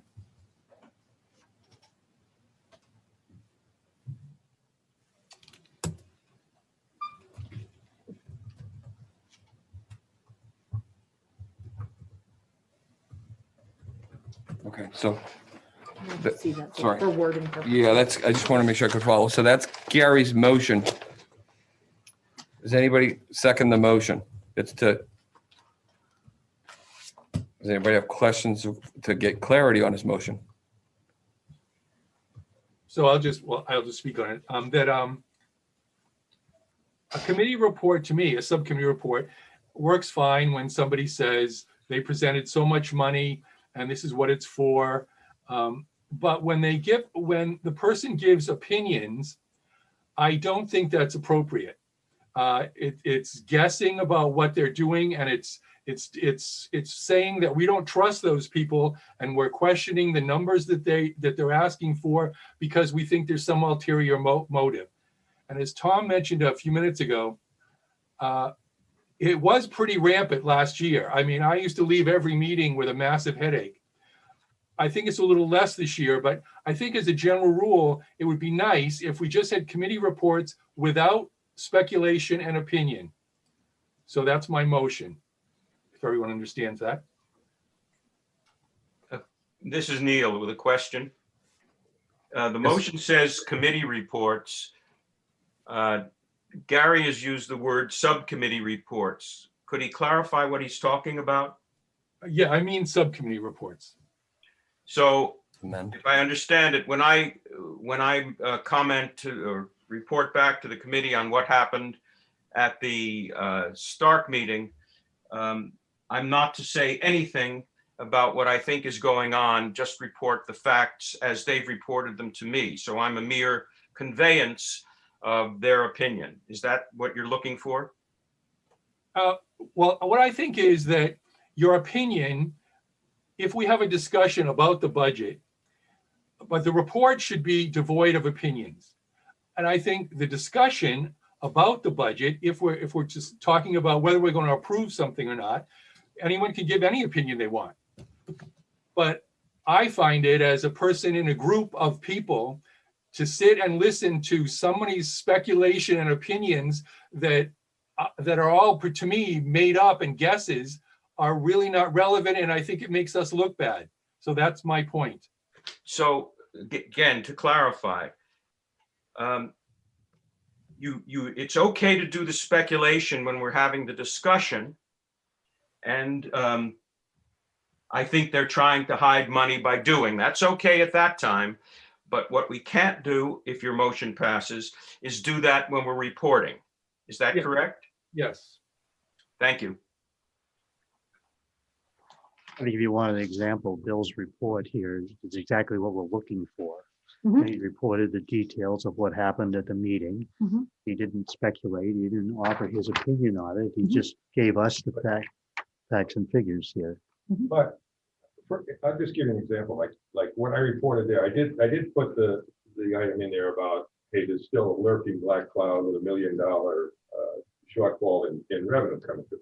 That wasn't discussed at the meeting on the Zoom meeting last night. Mhm. But that's an example of something that I think in advance we need to be aware of. And But that's also. Can hey, folks, I have to, we're out of order at the moment because we're now starting debate on something on a motion that wasn't seconded. So I was simply looking for clarification on what the motion was. Okay, sorry. So before we debate, which I'm happy to do, I need someone to second Gary's motion. Someone asked for clarification. I believe someone I'll second. actually, do we need to amend it though? Because a point of clarification, Neil asked about the subcommittee. So I think someone has to make a motion to amend. You don't have to make a motion. You can just amend it. Gary, do you want to amend your motion to say subcommittee? Yes, I meant to say subcommittee. No issue. Just want to make sure we're on the record correctly. Yes. Leah has seconded the motion. We may debate. Sorry, I just want to make sure that we're procedure. So back to your point. I just think that when we can be a robot and collect information and bring it back, but also we have an overarching responsibility to look at what's reasonable in a budget and what the taxpayers, we're the voice of the taxpayers also to be on the, to be attending these things which they can't, and to bring them information. And I feel part of that information that I get at a school board meeting, I come back, I may already have a formulated opinion. And I'm sorry, but I'm going to share what I think is important to this committee. If it doesn't get brought out, for example, by the SAU, I may say, that's sitting there. They may not want to talk about it. It may not be advantageous to their budget. I don't know, or maybe just be an oversight, but I think it's important to this committee and it's important for the taxpayers. And I'm going to do that. And I don't think I'm going to follow what is in the code of ethics and the finance committee ordinance, which says I will work cooperatively with the selectmen, town departments, and school district to ensure that all respective budgets will best serve the community's needs. I will serve my community with dignity and respect. And I think I can do that and not be restricted and put in a box by what I can discuss before we get into February discussion. And to add, Leah was not, sorry. Sorry, I don't disagree with you, Yeah. but I think, and Gary can correct me if I'm wrong, the essence of what he's asking is to, like your report, what you did. I think that getting that in the beginning is good because we're looking at the facts, we're looking at these numbers. If there's anything to offer during discussion time, I think that's when it's appropriate to add your opinion and say, hey, look, I did some additional research and I found this and this is what I think, or this is looming. But I mean, what you put in there, that's fact. So, I mean, I totally agree with what your report said. I think it's more of when is it appropriate to insert a personal opinion and if I'm wrong, Gary, please let me know. No, that's exactly what I think. Yeah. James was next. I just want, also in our code of ethics, under the section called respect, there's a statement: I will treat my fellow towns official, staff, committee members, and the public with patience, courtesy, civility, and respect, even when we disagree on what is best for the community and its citizens. Mhm. So I mean, we are going to have differences of opinion. Mhm. And we may interpret facts a little bit differently than somebody else. We should be able to do that with respect, however. Mhm.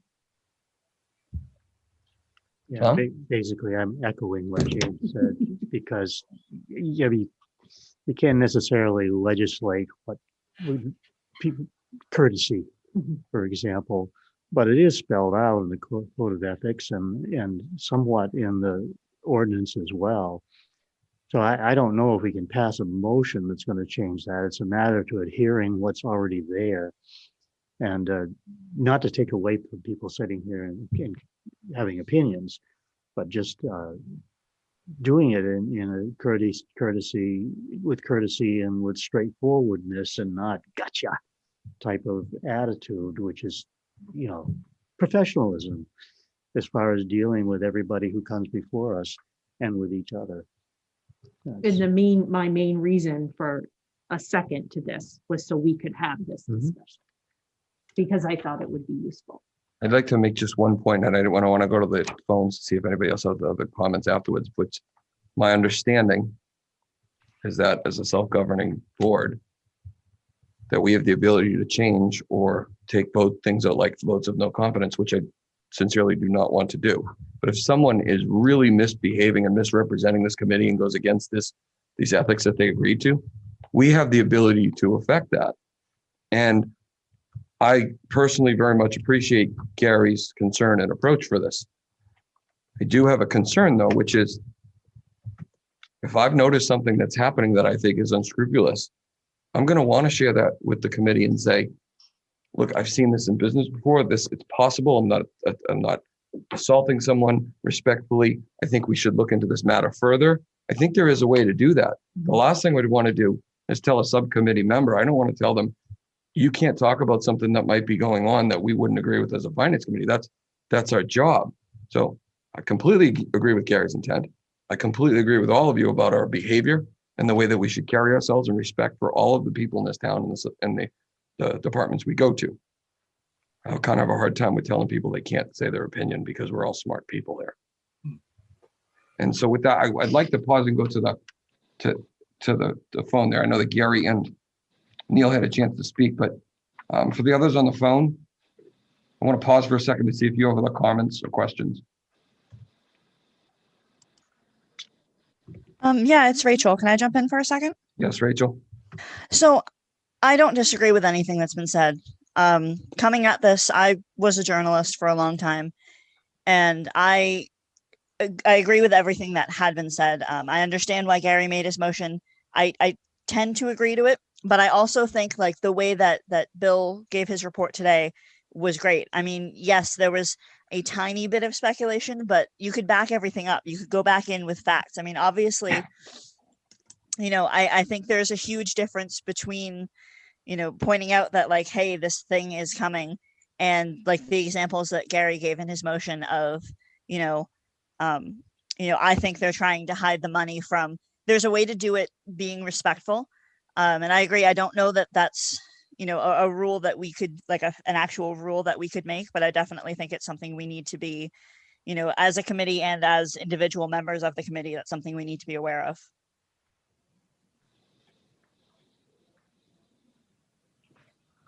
Tom, I'd like to make a comment. Yes, Dennis.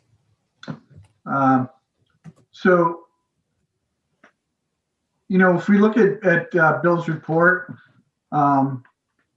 yeah, it was great. All the facts were there that were great. But there were some times when you go to these meetings and they don't have all the answers yet. Such as the case with the school system now. And that there's room for interpretation for what they're trying to express and what they're trying to do. It's not always just clear cut. So and everybody's interpretation of different things, of those items that aren't clear cut, are different, which is why it's important to have that dialogue. And to shut someone out from that is just, it's absurd, I think. So I'm not saying that you have to be rude, but to remove people's opinion from any of that, you might as well just say, don't bother going, just have them send the minutes and have people read it. Because if you're not going to have any interpretation, then why bother? I mean, we as a voter, we're always interpreting information. And we're always giving an opinion. 4 people, that's why 4 different people can go to a meeting and come back with 4 different interpretations of what was said and what was important to them. How are you going to shut that out? And why would you want to? Thank you. Is there anybody else on the phone that had comments? Yes, this is Nicole. Go ahead, Nicole. In my opinion, this is more of a ground rule rather than like something to make a motion on. And us having a discussion and bringing it to light addresses the issue in my opinion on this. So I would not support a motion. I agree with the intent, but I wouldn't support it as a motion because then it's limiting. Is there anybody else on the phone? Wants to comment? It's Megan.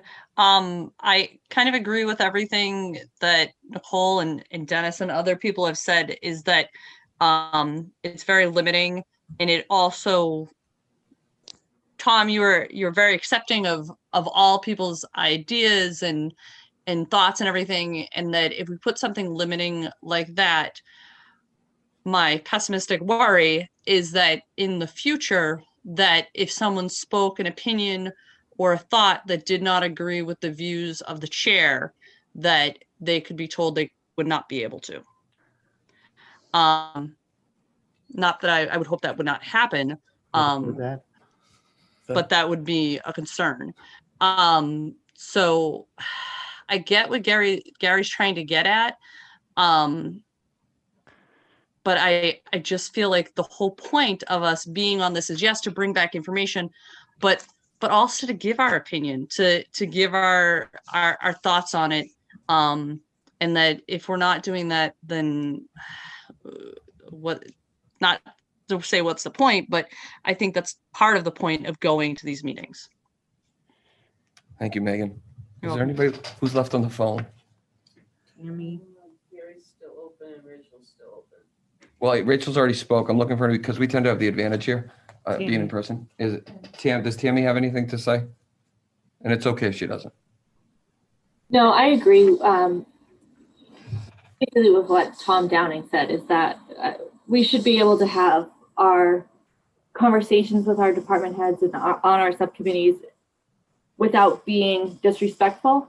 But I don't think that there should be any kind of motion to restrict what is said. Tom? Yeah, I would suggest, because of the discussion we had, that rather than being put in a position of our voting down this motion, if it's acceptable to him to withdraw the motion, we've had the discussion on it. And then, because if we vote on that and if it's voted, we're kind of in between a rock and a hard place. If we vote it down, it will sound like we're against something which we're not against. And if we vote for it, then it's the same thing. So I think that what he's done is opened up the door to this discussion, which is a healthy discussion. And we found that a lot of it is covered either in the ordinance or in the code of ethics. So I don't know if he's willing to do that, but I think at this point it might be better to withdraw it as a motion and let it rest. Yeah, I can see it. I think the discussion was valuable. That was good. I would just like to see, a less of the negative vibe of during these subcommittee reports where people speculate on what they think is happening without any evidence. I mean, it's just guessing. And to me, it's like being in a classroom when kids yell out stuff and the teacher says, "Remember, Johnny, you got to raise your hand." I mean, just some kind of reminder that some stuff is inappropriate. But I'll withdraw the motion because I think the discussion was valuable. So the motion is withdrew? Withdrawn, excuse me. Holy cow. Ron. Withdraw. I never claimed I was good at this, just for the record. I think you're doing an excellent job. Thank you. So I think it was a very healthy discussion. I very much appreciate everybody's input. I think it's a healthy one to have. Gary, thank you for sending that in advance, by the way. Okay, there were two of them, just so to remind you. Yeah, well, the first, Nicole withdrew. Nicole withdrew the first one, Gary. No, that was the third one. Oh, I'm sorry. So, oh, sorry about that, Gary. There is. There's the Actually, first the one. first one, I made an assumption that was Nicole's. Evidently, you guys didn't actually read any of them. Gary, I never got it, and it's probably sitting in my inbox, so I did admit that, and I apologize. Yeah, I read it at home. Okay, yeah, There are people here that did read it in advance. yeah, So, I forgot about that one. would you mind? Okay, so the next motion would be no member in the name of the finance committee may request information, research or data from a town employee that is in excess of what is normally provided by routine handouts. Any such request should be presented to the finance committee, discussed and approved prior to being submitted. There's a motion on the table. I think that, just speak to my motion, that I think this is, maybe we could just get away with a discussion, but I think it's something that has been abused in the past where people have gone to town employees and asked for all kinds of things that you know, and I think that the point of it hasn't always been the information. It's been the intimidation factor. And I think, I mean, you can go ask for anything you want as an individual, but when you do it in the name of the finance committee, when you go, I'm a finance committee member, Mary Jones, and I'd like you to give me 10 years of records on this. I think that's something that should come up for a discussion with all of us. So that's my point. Okay, so there's a motion on the table. I mean, at this point, I'm not opposed to having a discussion without a second. I'm open to, is there anybody that wants to second the motion, or do we just want to have? I'll second it for the record. Tom to second it. Gary, thank you for bringing this. So we're open for debate on this motion. I think, and this is my first year, so I don't know, what you would usually ask for. But typically in business land, when dealing with such requests, we usually 3 years, I mean, really is the cap on what people would ask for. 7 if you're doing anything for tax purposes. But I mean, I think if the request is reasonable, 2 or 3 years for comparative purposes. But I think if you're going to go and ask for 15 or 20 years worth of records, that's kind of Question is, should it ridiculous. come through the committee? Yeah. In other words, if I want 3 years, we'll say, worth of records for whatever, should I say to the chair or through the chair? I think it would be important for this committee to have the last 3 years of records for revenue from the state of New Hampshire or whatever, so that which probably is already on our sheet. So if we wanted to go back further than that, whatever the year was.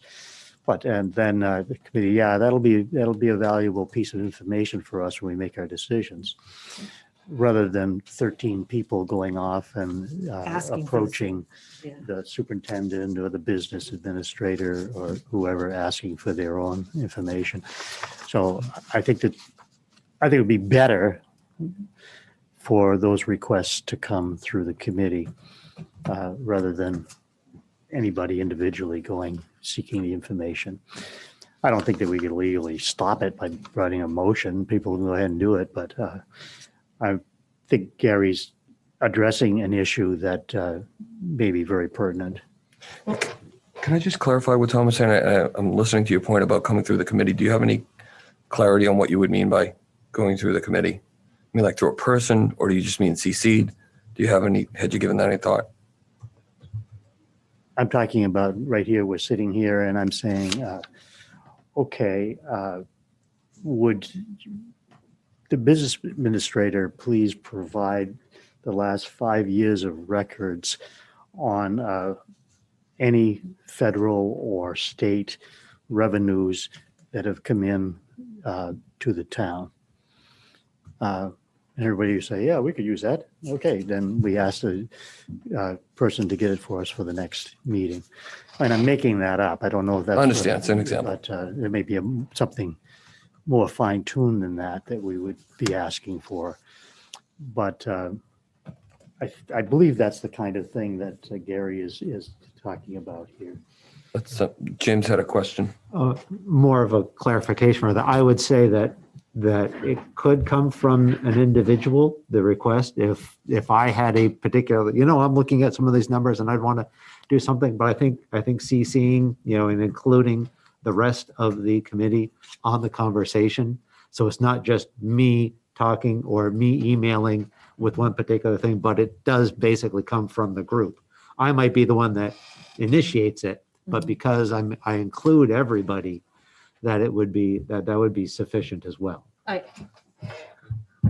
Okay. I also, to expand on your point, I think that's helpful because if we know that it's been requested and maybe later down the line when we're looking at something and we have a trigger, we are not asking for that again.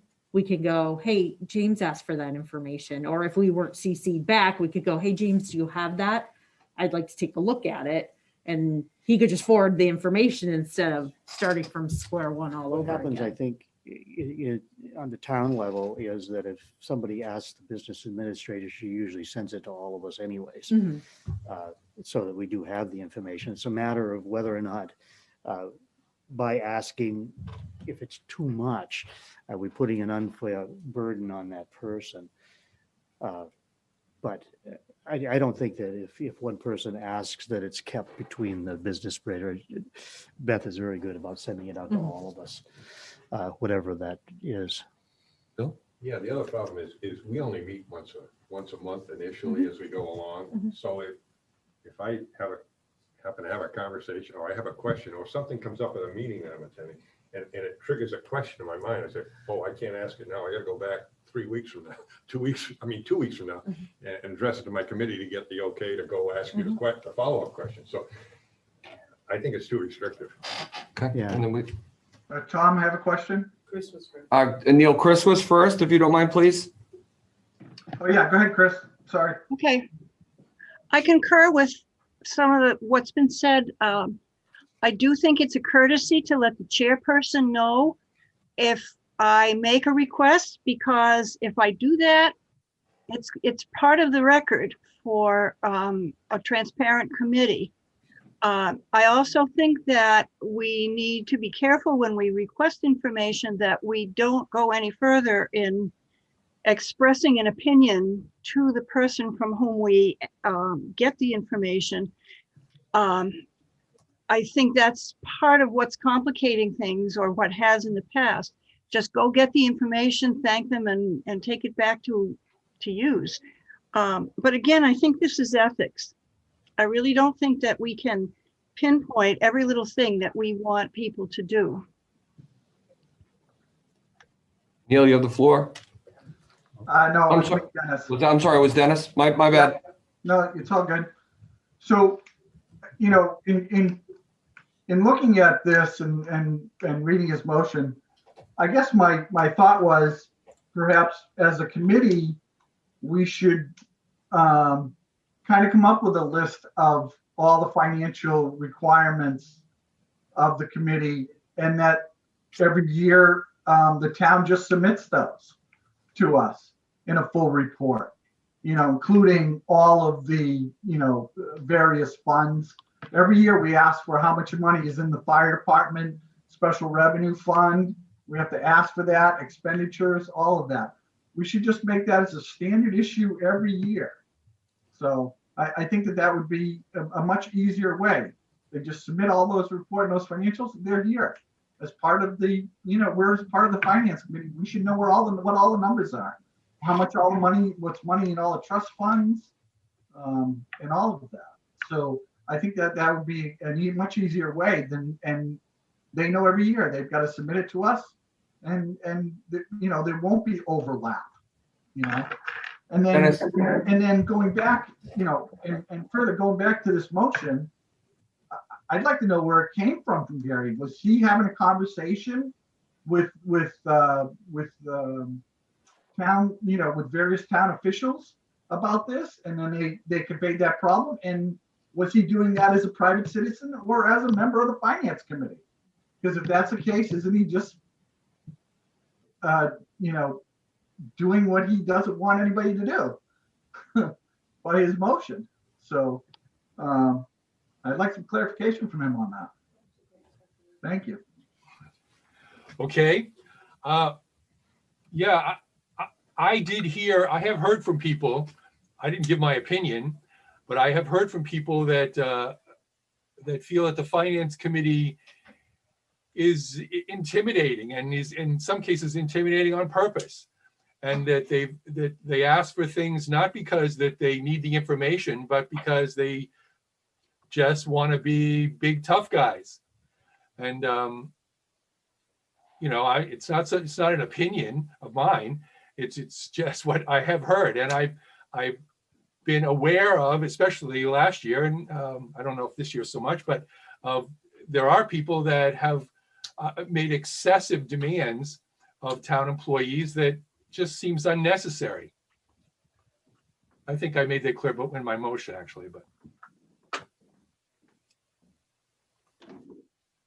So here's what I'd say to Dennis, to your point, I actually like your suggestion, and I don't think we need to make a motion. I realize we're in debate, but if you do ask really good questions about budgets and things I know nothing about because you've been on here for a while, and I don't see any reason why, if you don't mind starting what that would be, we can put it on a share doc and circulate it with the team for whether it's this year or subsequent years. I think it's a very good idea. I think it ultimately is less work for multiple requests. So if you wouldn't mind doing it, I'm all for it. I realize it's not directly affecting this motion, but I happen to think that's a pretty good idea. And that it comes from all of us. Mhm. So Yeah, I don't, sorry, good. I see what you meant.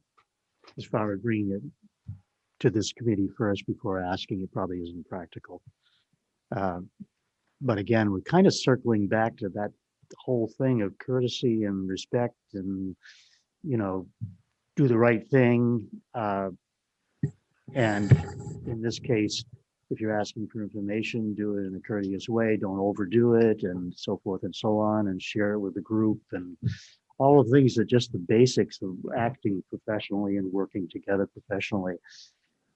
It's all one basket, I think, that we're talking about here with different aspects to it. Yeah, so if people don't want to vote on that, then I can withdraw that. But it's again perhaps a valuable discussion. Absolutely. Gary, it's on you, right? I don't mean I'm throwing it on you. I just mean that if you want to withdraw, that's up to you. If you want it to go to a vote, it's certainly, it's on the table to do that. I think if I'm hearing correctly, the majority of us have said the same thing. A lot of this does come down to ethics, behavior, the way that we approach people and being reasonable when we're asking or making these requests. But Dennis also made the point to have us be more organized on what we consistently ask. So I think if we're doing those things and we're doing those things better, my hope and assumption is that these challenges you've seen in the last years are minimized and hopefully eliminated. Yeah, that would be nice.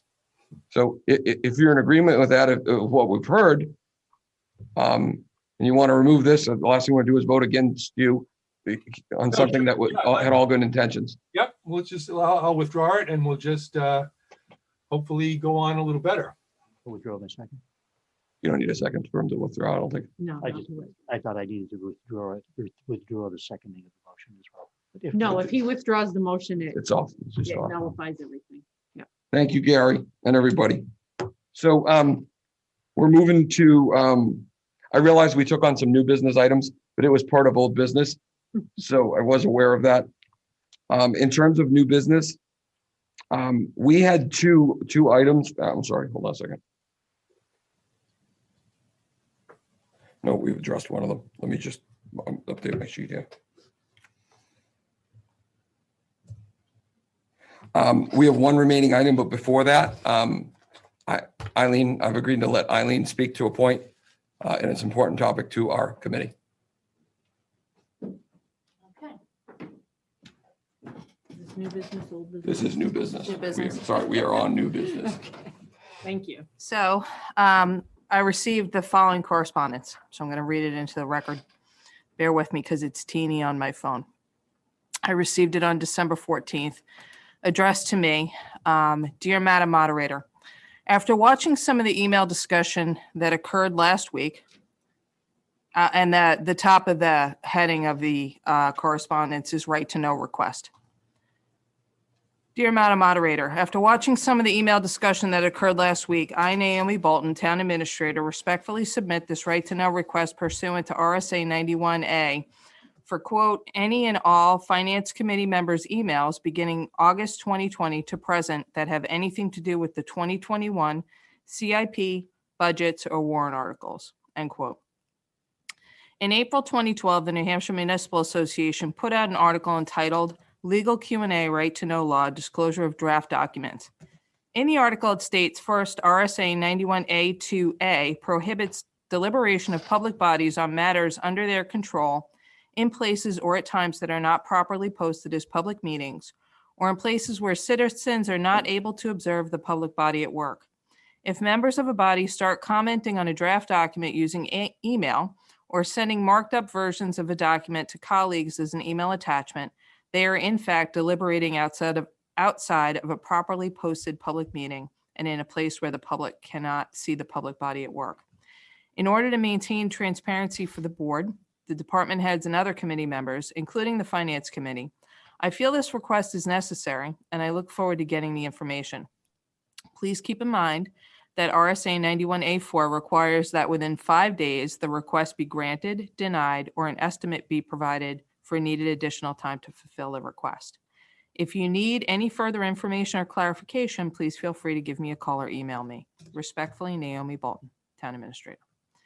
So as I stated, I received that on December 14th. I reached out to Tom to notify him as your committee chair of this right to know request. As states in the right to know, we have 5 days to respond. The response can be our plan of, anticipated length of time to assemble all of the documents requested and submit them as per the request. Okay, can I ask you just to clarify what is being requested again so I can write it? Of course, and I'll forward this this email to Tom and yourself after tonight. But Okay, just perfect. I'll read it to you again, Leah, just so that you have it for the record for tonight. Yep. May I ask a question, Tom? This is me. If you can, as soon as done, Eileen is done clarifying for our secretary. She's just got to get down on paper. So the quote is, any and all Finance Committee members' emails beginning August 2020 to present that have anything to do with the 2021 CIP, budgets, or warrant articles.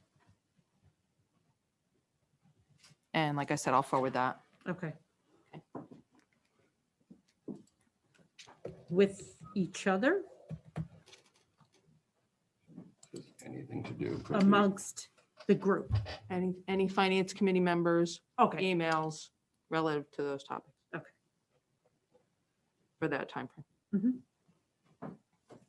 Yeah. Okay, I just so- want to make sure I have the details. Neil, you had started to Thank ask you. a question first. Thank you, Tom. Eileen, was the date 20-21? No, it was 2021. That's what I said. The year 2021. Yep. 2021 CIP. So 2021 CIP budgets or warrant articles. I'm confused because for the town, it's the 2021 budget. For the school districts, it's 2021-22. So I'm confused by that. That's number one. Point number two, the only thing that the right to know law covers is meetings. A meeting is more than a quorum. So if an individual member of this committee emailed another individual member of this committee and discussed committee business, that's not subject to the right to know law. The only thing that's subject to the right to know law is if all committee members or a majority of the committee members were involved in that particular conversation. So I think a great deal more work is going to have to be done on this. Tom certainly has copies of everything that was gone out generally. Obviously, the other things are not subject to right to know law and wouldn't be available to Naomi. You know, I reached out to Laura Spector Morgan upon receipt of this, Neil, and she stated that this was a valid right to know and that the finance committee should respond with all emails. Yes, but you better check. You better check with her about the point that I raised, because there's private conversations that go on that are not subject to the right to know law. In reference to in acting as a committee member.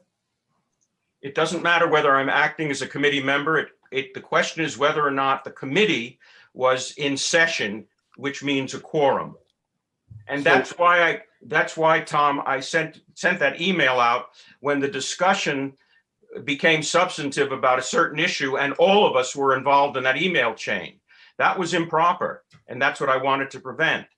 But it certainly, the right to know law doesn't prevent me from communicating with you personally and only you about finance committee matters. So Neil, I think, and you got to keep in mind, I'm not an attorney, but I did read the bullet points of this RSA. And I believe as soon as the entire committee is involved, whether it be CC'd, it is committee business. And that you might want to double check, but that was my interpretation. So yes, if everybody, private emails you want. You're correct, Tom. If everybody is CC'd, because then there's a quorum. But if it's you and me only, or Leah and James only, those correspondents, no CCs, are not subject to the right to know law. So here's what I would say, and I'm not an attorney, I'm not going to argue this. I have zero issue. We have to come up with a response, regardless, whether we agree or we disagree. And ultimately, this is going to fall on me. The reality is this, Neil is right.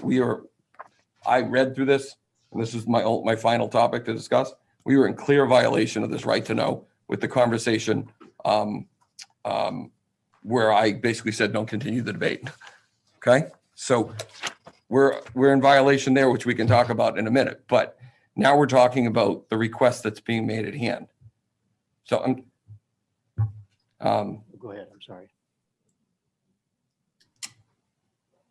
No, I'm gonna let's take your question, because you both had your hands up. So let's do that first. No, I agree with what people are saying. If you recall, one of the emails that went out prior to Neil's was one from me suggesting the same thing, that we put our brakes on because we were crossing a line as far as discussing issues that we should have been discussing at the meeting. And we did have that problem with years ago with the Board of Selectmen, and we developed a policy that somewhere is out there for use of email that really restricted it to just exchange of one-on-one exchange of information and so forth, and not debate. Perhaps our committee needs that too, after we satisfy this right to know request. James, you had a question? Just for the conversations that included everybody, I don't see that that's the issue. I don't think there's any question that kind of email is subject to the subject. It's the question. There is. I have the argument in front of me. I don't mean to disagree, but Dennis came right out and said he disagrees. Okay, well, all right. So I'm sorry. All right. So, all right. Let me rephrase my thing. That my assumption in those conversations was that any conversation that we would have would be subject to anybody doing this, as we're doing it as a committee. I think actually I suggested that we have that conversation in email, figuring it was part of our committee discussion. The question that, so for those kind of conversations, I would think that this would be an appropriate for the right to know. To Neil's point about it being between one or two committee members, I can't answer that. We'll have to come up with. I think we'll have to come up with some sort of either a plan to address, because that's part of our response. One of our options is we can look for clarification on that specific with our town attorney, or but so I think there's two parts to it. Agreed. So I will address the concerns with the attorney. However, in my research, Neil's point about the quorum seems to be accurate. It becomes a quorum when the entire committee is included. So I'm sorry, or is it the quorum where it's? I'm sorry, the quorum, whatever we define as a quorum, excuse me. I used the wrong word. So that means, any email that the entire committee was CC'd on should be subject to this request. That's the way that I hear it. It's the way that I read it. I think that's what Neil was basically saying. Is anybody, I know you guys haven't reviewed it. If you want a day to review it, but we have 5 days to respond. So that, and then we're going to be out of session. I'm just thinking logistics. What do we do? Just forward any email streams that we found to you or to? Well, if we're all on it, then. Right. So there's a couple of ways that you look at this. Number one, if the Attorney General gets involved, they're going to want to know how we prevent this moving forward. I mean, obviously got an example of it. What is our process and what is our plan for that? So how are we going to address this particular request? And then how are we going to address our process moving forward? Those are the two things that we have to decide. So as far as this particular request, it sounds like we're looking for clarity on what's actually needed or what the expectation is to deliver. Does anybody disagree with that? No. As far as I'm concerned, it's easily achieved by me forwarding any email that the entire committee was involved with. Regarding the CIP budgets and warrant articles. Yeah. Yeah, I'm not sure there are many, to be fair, but I think that fulfills the request from what I can tell. I would like to definitely speak with, is it Laura? Or it's what it seems. But the quorum question, I think, is on the table. Does everybody agree with that? Well, it's better to over-respond than under-respond, so end the reading. Yeah, I've got What I'd like to understand is is there a formal process for the response? Is there a formal email process where the specific contents need to be in the email response, or is it the response, we agree with this request and we'll respond with all emails that fall under this request, in which a quorum was involved. I think involved was the word. Just to confirm, according to our ordinance, that a quorum is more than half. So that would be 7, minimum of 7. Yeah, and I highly doubt we have any emails going around where it's close to that number. It's either 1 or 2 people. Or all. Or all of us. From everything I've seen this year, if I recall correctly, that was the case.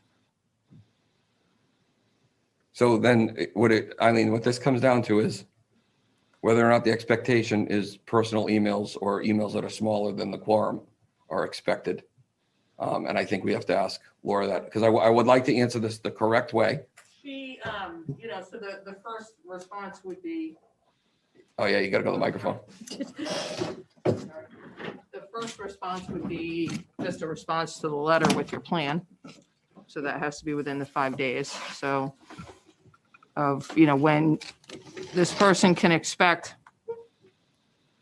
a full response with the documents requested. Yep. I spoke with Laura. She directed me to 91A8. I have it right here. So that really guides.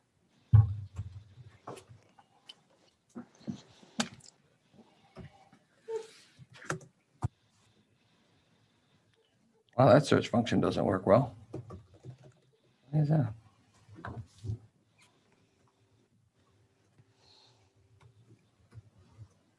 You said 91A? 8, yep, I'm sorry. 91A 8. A8, Apple 8.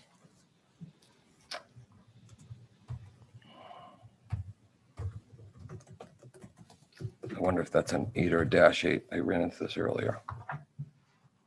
No.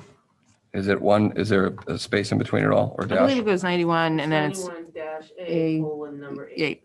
Yeah. Thank you. You got to do it exact.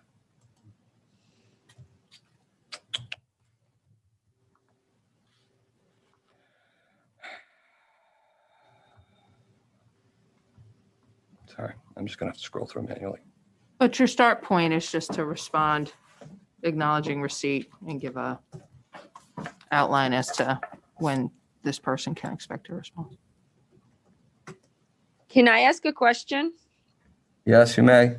This is Nicole. Nicole. My question is, if one person has this request, then others could. So would a solution for the plan part be to just read the emails into the record so that they're part of the record and then everyone is aware of them?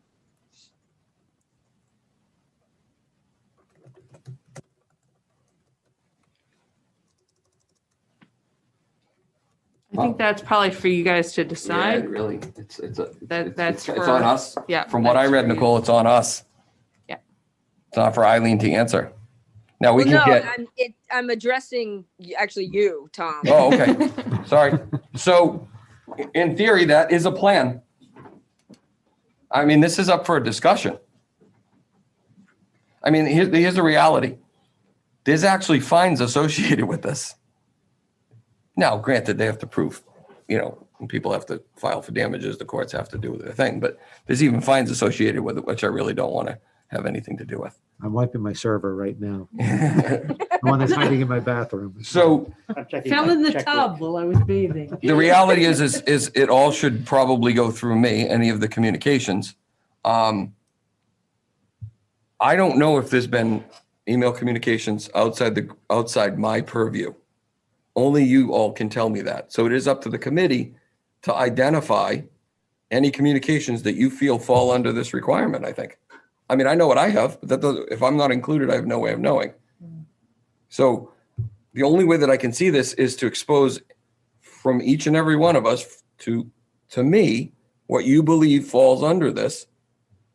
And if you're withholding something, that's on you. You're liable, you're subject to the fines, whatever it is. So I think that's the first step. I don't think it's a lot. It doesn't appear to be, but you guys could have conversations all day long without me as a quorum. Does that make sense? Yeah. So I think step one is identify all communications.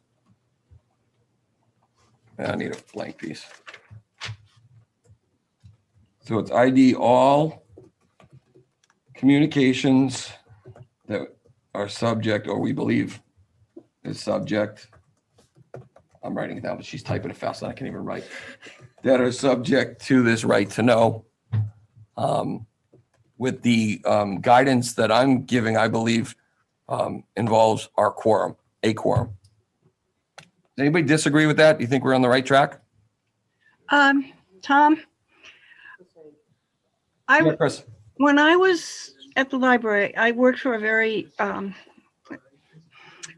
very law-abiding trustee, may I say. He had already served on the school board, and our communication, even though it was us two, could only be, I could send him the agenda, I could send him reports, I could send him requests for placing articles on the agenda. But if I made a statement or asked a question to which I expected an opinion in reply, he would not answer, because even between the two of us, that was considered business.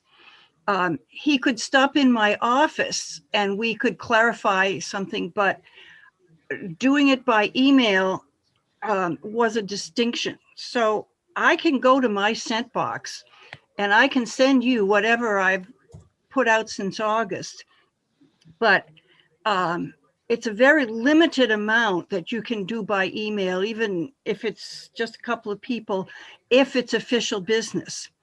if I wanted to wish him happy birthday, that would be a different thing than, you know, some kind of thing. Can I spend $100? So it's a very narrow definition of what you can do. So do you mind if? No, go ahead. Go right ahead. And this, and I don't know if it applies differently, this should be something that should be checked with the attorney. And the boards and committees that I deal with on a day-to-day basis,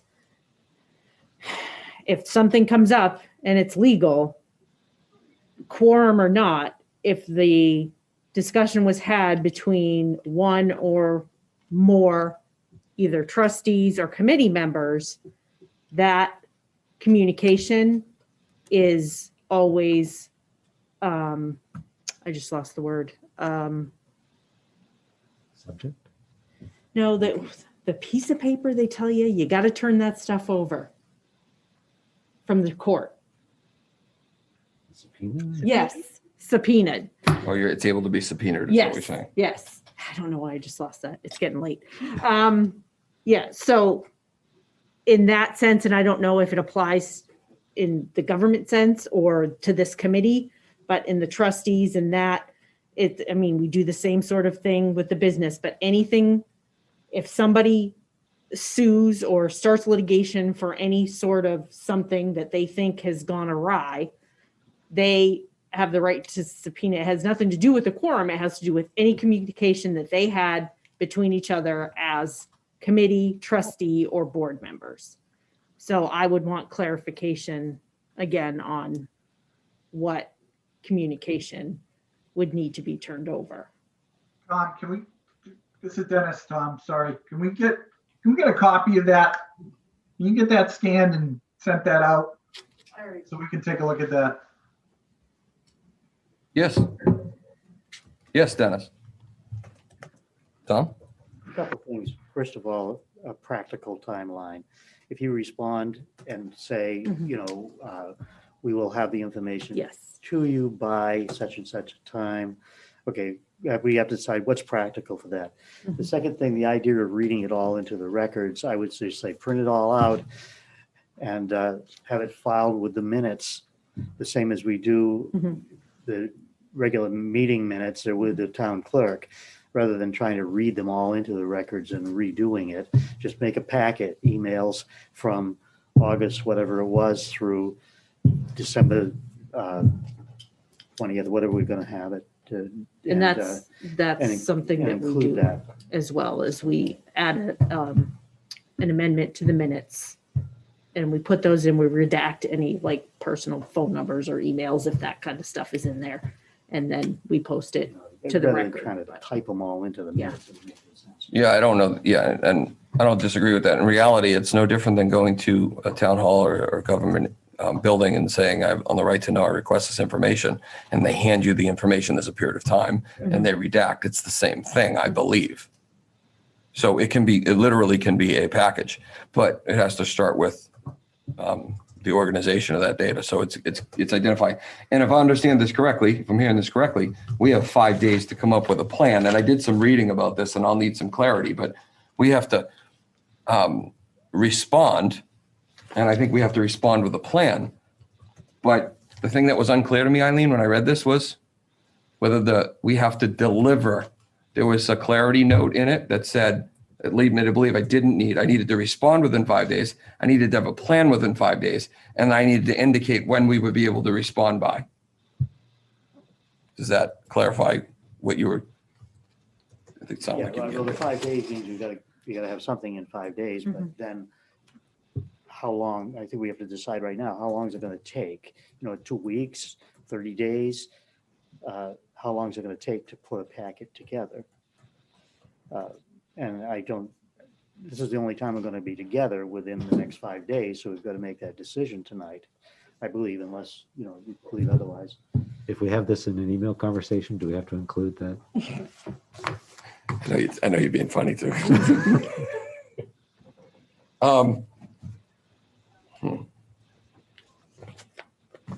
I mean, gathering the information isn't, it doesn't seem like an issue. The issue is identifying what information has to be shared. So I don't think we can do anything. So identifying the well, it's clarity on what, What information we need to well, it's know. really know what constitutes or what is a requirement under the RSA, meaning it's redefining or defining quorum. Does quorum apply, or does this request apply to all communication? Because it seems to me we have a difference of opinion based on Laura's first pass, what I read and Neil's understanding, and I don't want to be the attorney here. I'd rather get clarification on that. So step one is really clarification on the what. Mhm. Okay. Step two is identifying all of the relevant content and organizing it. And then really delivering. It's really a plan for delivering it.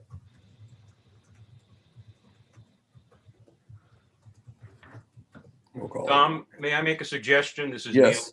Go ahead, Neil. I suspect that in almost all the emails that have gone around between us, you've been CC'd. So if you go to your computer and pull out everything that was sent generally, of which you got a copy, that could go to Naomi immediately. Because there's no question about that. Each of us individually, if we partook in some sort of communication to 6 or more other members in addition to ourselves, then we have, and you were not on that list, then each of us has a responsibility to send that communication, I think, to you, and then from you to Naomi. Beyond that, I agree that you need to hear from Laura Spector as to what the obligation is with respect to communications between less than a quorum of members. But that's a separate issue. I think Naomi should be given as much as we can give her as soon as possible, rather than delaying that until the important question that you raised is answered. Okay, so and Neil, I appreciate that input. I think what you're talking about is a potential two-phased approach, really. Phase one is quorum communications. Phase two would be communications beyond a quorum or less than a quorum, communications less than a quorum, if required. Does that sound right? That's correct, Tom, but remember, it's a two-part, two-phase. The first part requires you as chairman to send everything to Naomi that you have that was sent to everybody and you were CC'd, or indeed you sent it to everybody. But the second thing is on each of us as individuals. If we sent out a communication but didn't send it to everyone, but did send it to at least 6 other people, then we need to send copies of that. And you might not have been CC'd on that. We need to send copies of that to you, and you send that to Naomi. Yeah, Neil, you are spot on, my friend. It is a three-phase approach. I agree with that approach. That will be part of our plan. So because I need to work in parallel, which is to get this clarity, but at the same time, we can start acting on the first 2 phases. One more question. Yeah. This is Nicole. So I'm looking at a lot of the emails that went to the group, and she was CC'd on the emails that I looked at. So if she has the information already, then that doesn't need to be included. Would you mind just checking with the attorney? Because there might only be one email or not. If she was CC'd on them, is that correct? I think it's a pretty fair question. I think probably the concern here is the emails that were not visible to her.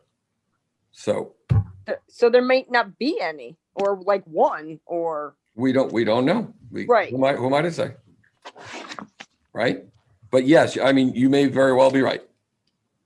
So clarity with Laura on emails that included the requester, I think is appropriate. I'm obviously going to need these draft minutes right away, even if there's typos. Yep. Okay. I'm home tomorrow, so I will make Thank sure you. that you get Okay, Just to. Yes, Bill. Just to protect everybody or yourself too. We all should be required to say, if we don't have anything that you were included on, that went out to a quorum or an individual that's related to the town, not the schools, just the town, right? Okay. Then we should send something to you that says none of the above. We don't have any. So you know. Thank you. That's a great point. That closes that loop. So the plan is to get a response either with the information or confirmation that there is no. Here it is, or no, I don't have any. That's a Then great we've sent that to suggestion. you. I like it. I can't recall ever sending anything unless it was reply to sender or reply to all. So it's never been more than to one individual if it didn't really relate to the whole committee or to everybody. I know that I've never sent one to select members of the committee. Either all the members of the committee or one member that had something that maybe didn't even relate to the business here. But So I think in terms of a timeline, I don't think it's so we've got Christmas coming. Here's the challenge. We've got a holiday, but I don't think it's unreasonable to get to the bottom of this by our next meeting. So I would say that part of our plan would be to provide the data no later than the end of our next finance committee meeting. Now, granted, it would be before, but it is something we need to work out during. I mean, if anybody thinks that's unreasonable, please tell me now. I mean, that's For the first. Well, it's whatever we determine. Again, if you all choose not to respond, if the lawyer comes back and says it's all communication, the way I understand it, and you make the decision to say, I do not have any communication that falls into that bucket, you are personally responsible. I am not. I'm responsible for coming up with a plan and make sure I covered my butt and delivered everything. No, my question. And I don't mean you, I mean every member. No, I'm sorry. I'm in terms of timeline of our different phases on there. We can come up with, we can probably respond to phase 1 and 2 very quickly. But if we're looking for clarification on the quorum or less. I think if we get an answer within a few days, then that's still reasonable in my opinion.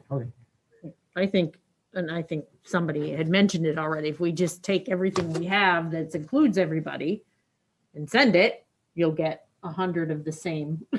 You'll get 13 of the same emails from everybody forwarded. But then there's the clarification of anything over and above that, less than quorum. Yeah, there is a concern for that. In this example that I brought with me in this conversation that we were all in, where we were subject to this, I had to print multiples. It was a perfect example. I had to print 3 separate emails because people responded at different times in the conversation to different emails. As a perfect example of how an email conversation gets out of control. I suspected that was the case and then when I went and printed, I thought, okay, and I had to write notes on who commented at what point in the thread. So could very well be other conversations, even from everybody's mailbox, because you guys could have communicated with each other during this. I don't know. The best I can do is get guidance on what should be delivered. So I have another clarifying question. Would it include a forward to somebody individually that included everybody on the email? Here, now we're getting in the weeds. So if we took this this conversation, and for example, I forwarded it separately to Tom and started making comments regarding the discussion or the business, would turning that over be included? You're asking Eileen, might be unfair question. No, I mean to clarify with the yes. attorney. Yes. So we can get, yes, Yeah. let's get clarification because I suspect because it started with a quorum. And if you take a conversation from a quorum, continue the business outside the meeting with 2 people, it's still the same business. Right. And that's why I'm thinking clarification. I think the example you use is exactly where the problem lies. Get an email, reply to it in some way, and send it back to everybody. You're debating an issue. And that's where the problem lies, right there. The request is a lot of those emails, if I remember right, and I sent one, but I thought it was about a procedural thing, and it was. And that might not pertain to the budget. Request is for stuff that pertains to CIP, town budget, and warrant articles. Agree. That thing that we got involved with is a good example of how not to conduct business, but it's not related to this request. Exactly. Completely agree with you. This is a right to know issue, which I was going to bring up coincidentally the same day. But this is a separate request. We need to respond to this request related to town business for the 2021 budget year. So that's a great point of clarity for the whole team, the whole committee, I mean. Agreed. I don't know that we need to debate or discuss this anymore. I'll put this into writing with Leah's help from the notes. We will make a response and we'll have that done within the 5 days. I will get the formal responses on the outstanding questions we have for clarity. And I'm going under the assumption that the entire committee, because everybody's present tonight, will start to review to have this data ready. The request I would make is, really, it should be sent to me before the meeting, because ultimately I think the delivery method for any data is as simple as putting on a flash drive. We don't need to print out all this stuff. There's no rule that says how we deliver it. I have to come up with a plan. The plan could be a flash drive with 1,000 documents on it. It could be 5 documents. I really don't want to print hundreds of pages. No, not suggesting that you do. Okay. I don't have anything more than that. Everybody on the phone, is everybody, I don't want to say, do you agree, but that's what the plan is going to be unless you tell me otherwise. Nope, sounds good. Thank you. Megan, it sounds good to me too. Okay. Dennis, as long as what you're saying is that you are going to get clarification from the town attorney. Correct. Is that correct? Yes. Okay. All right. Thank you. You're welcome. I'm in agreement. And I don't have anything that I don't think that you don't have, so. All right. So with that, and this is directly related, and I'm going to leave this up to Dennis. I'm not trying to put you on the spot, but I'm trying to figure out whether or not we need to debate this, and I need to read all these emails. But we had this discussion where Gary made, he proposed the amendments, the motions. And I suggested that nobody participate in the argument, in the debate and email. And I believe the majority basically said that we shouldn't do it. You were in disagreement of that. And after reviewing, your comments and comparing it with the RSA, I do believe that this conversation was in violation of the right to know, because we were doing business, because we had a quorum. And so my ask of you is, based on this conversation tonight, do you still disagree with that? Well, no, I certainly, my thought was to continue a dialogue on the subject, but it certainly wasn't in lieu of breaking any RSAs. Yeah, no. So I know that, I Dennis. certainly was not aware of that. Otherwise, and once Neil had expressed that, there was no further comment from me or anybody else. I was not aware of that. So, in terms of the conversation, I thought the conversation was important, but with the understanding now that when Neil had said that it wasn't appropriate for certain rules, then yeah, obviously we had to stop, and I'm absolutely in agreement with that. Okay, we can. That's fine. We can put it to bed. What I would say is. So what I'm saying. So if you need to make that, if you're considering that to be business, then let's make it part of the public record. But it's not. From what my understanding is, it had absolutely nothing to do with the three separate, the CIP or the town budget or whatever that Naomi is requesting. I agree with you, Gary. Yeah, Gary, Jesus Christ. I agree with you, Dennis. So It had nothing to do with, and in all sincerity, I was going to bring this up for discussion completely separate of this request that came in. I wasn't even aware of this request until a day and a half ago. So this was really about the discussions offline that I believe that we were in violation with Tom's input, who started it, and Neil, who in a detailed fashion expressed it. But in all fairness, we probably should put it into record. Now, Leah, I have a question for our secretary on this. Without having to go through and read every single email, because we talked about this a little bit earlier, I guess it is business. It was a perfect example, so it should be in record. Do you have a recommendation on how we put that to record, or do I just get up and read it? So there are a couple of ways that we can do this. We can take the entire conversation, redact the email addresses,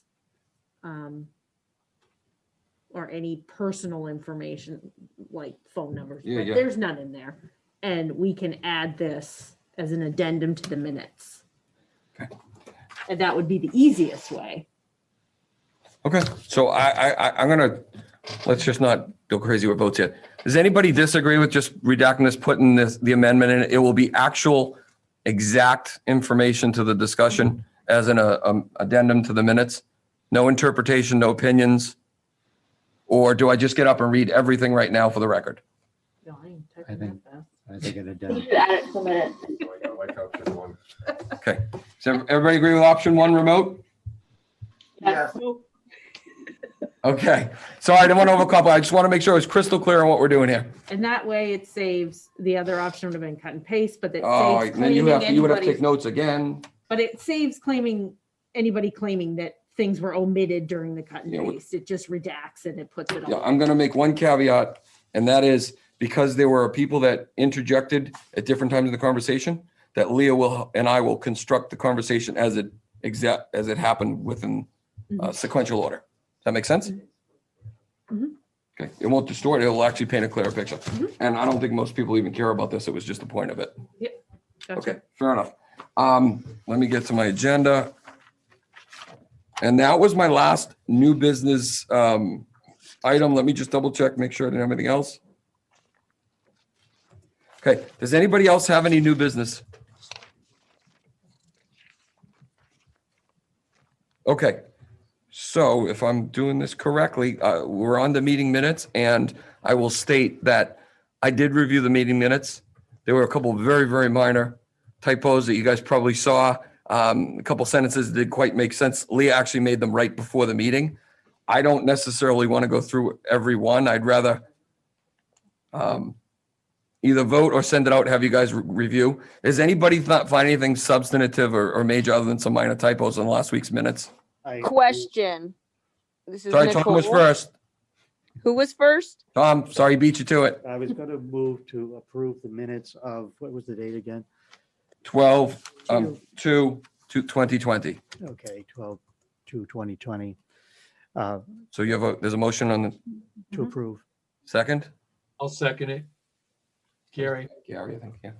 Okay, and so That's fine, accepting the typos that were corrected. Okay. As amended. I'll just write as amended. sir, is there any comment, debate on the minutes? Question. Yes. This is Nicole. When you list in minutes, don't you need, and I don't know, so I'm asking, don't you need to separate who the members of the committee are and then a separate section for like the chief of this and department and such, rather than put them all together for clarification of who the members of our committee are? No, because they're identified by their titles. I don't remember seeing Well, it's assumed because we have a list of, we as a committee, and we're on the website as committee members, And then the additional attendees have titles, which is the chief of police, the chief of fire, I think is what we're saying. Does that make sense, Nicole? Yeah, I've just never seen everything lumped together. I've always seen committee members separate and then whoever else, whether it's someone who's just in the audience or a presenter. I'm just questioning. I don't know which is correct, so that's fine. I mean, I don't fundamentally have an issue with it, and I'm not an expert on minutes either, It can so. be done either way, so it would just Yeah. be however you want to do it.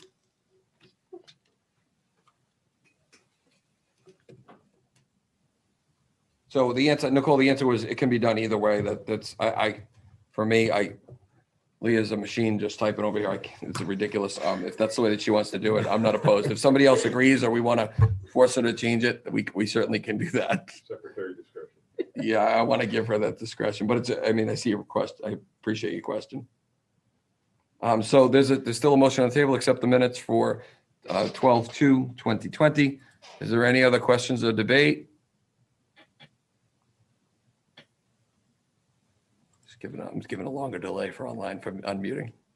All right. With that said, we're going to vote to accept the meeting minutes for 12/2/2020. All in favor? Aye. So Aye. Aye. Aye.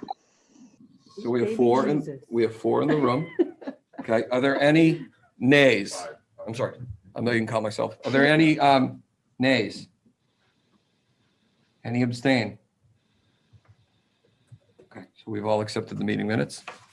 Just a It's a suggestion Christmas miracle. Yeah, Tom. for the next time around, it may, for clarity, just list committee members and then guests Yeah, it's easy. Yeah. I'll just add next that time in. around. No Okay. worries. Yep. So next meeting, sorry, I got my screens tied up. I think we're on the 30th. Could I make a suggestion? Sure. I think the next meeting potentially can be coordinated with the school district. And it may be not, you may have to coordinate with them as far as a date that may be off the normal cycle we have, but was Meg going to go to the superintendent? And it may be, we don't set a specific date, it's contingent on what comes back from. So that's a great point. How about if we set a tentative meeting date And tentatively set. the and 30th. I'll communicate with Megan. And so we will communicate to the entire team. And I don't think making a decision on us on a meeting date is subject to RSA where I'm super concerned. So if everybody's okay with that, let's do that. Megan, is that okay? So if you can just connect with me over the next couple of days. Yep, that's good. Yeah, I'll connect with the superintendent, or at least try to tomorrow. Okay, so And then I did set up that Google Calendar, and Tammy ended up testing it for me to make sure it worked. So I'll send it out to everyone, and then I'll obviously email everyone with the date that we come up with, but it will also be out there so that everyone knows when everything is happening. Perfect. And yeah, actually that we have a date that we can add to that too, which is I like to put the petition cutoff date that Naomi gave me. I wish I could find it in my notes. January 12th. So if you get a minute I hate to ask you administrative stuff, but I haven't figured out how to access your calendar yet. I'm doing it right now. It's fine. It's up on Okay, my laptop. perfect. So our tentative next meeting date is December 30th. And we're obviously going to try and coordinate with the school. Are there any other announcements? Would you like a 10:24. I was hoping to motion adjourn by 10, but we're going to adjourn. It's 10:24. Move to adjourn. Second, we adjourn. Yeah, I was looking at the clock about 8:30 and thinking. How did "Oh, okay, guys, I there it is." actually thought the same thing. We're going to. You adjourn. Good night, We're everybody. adjourned.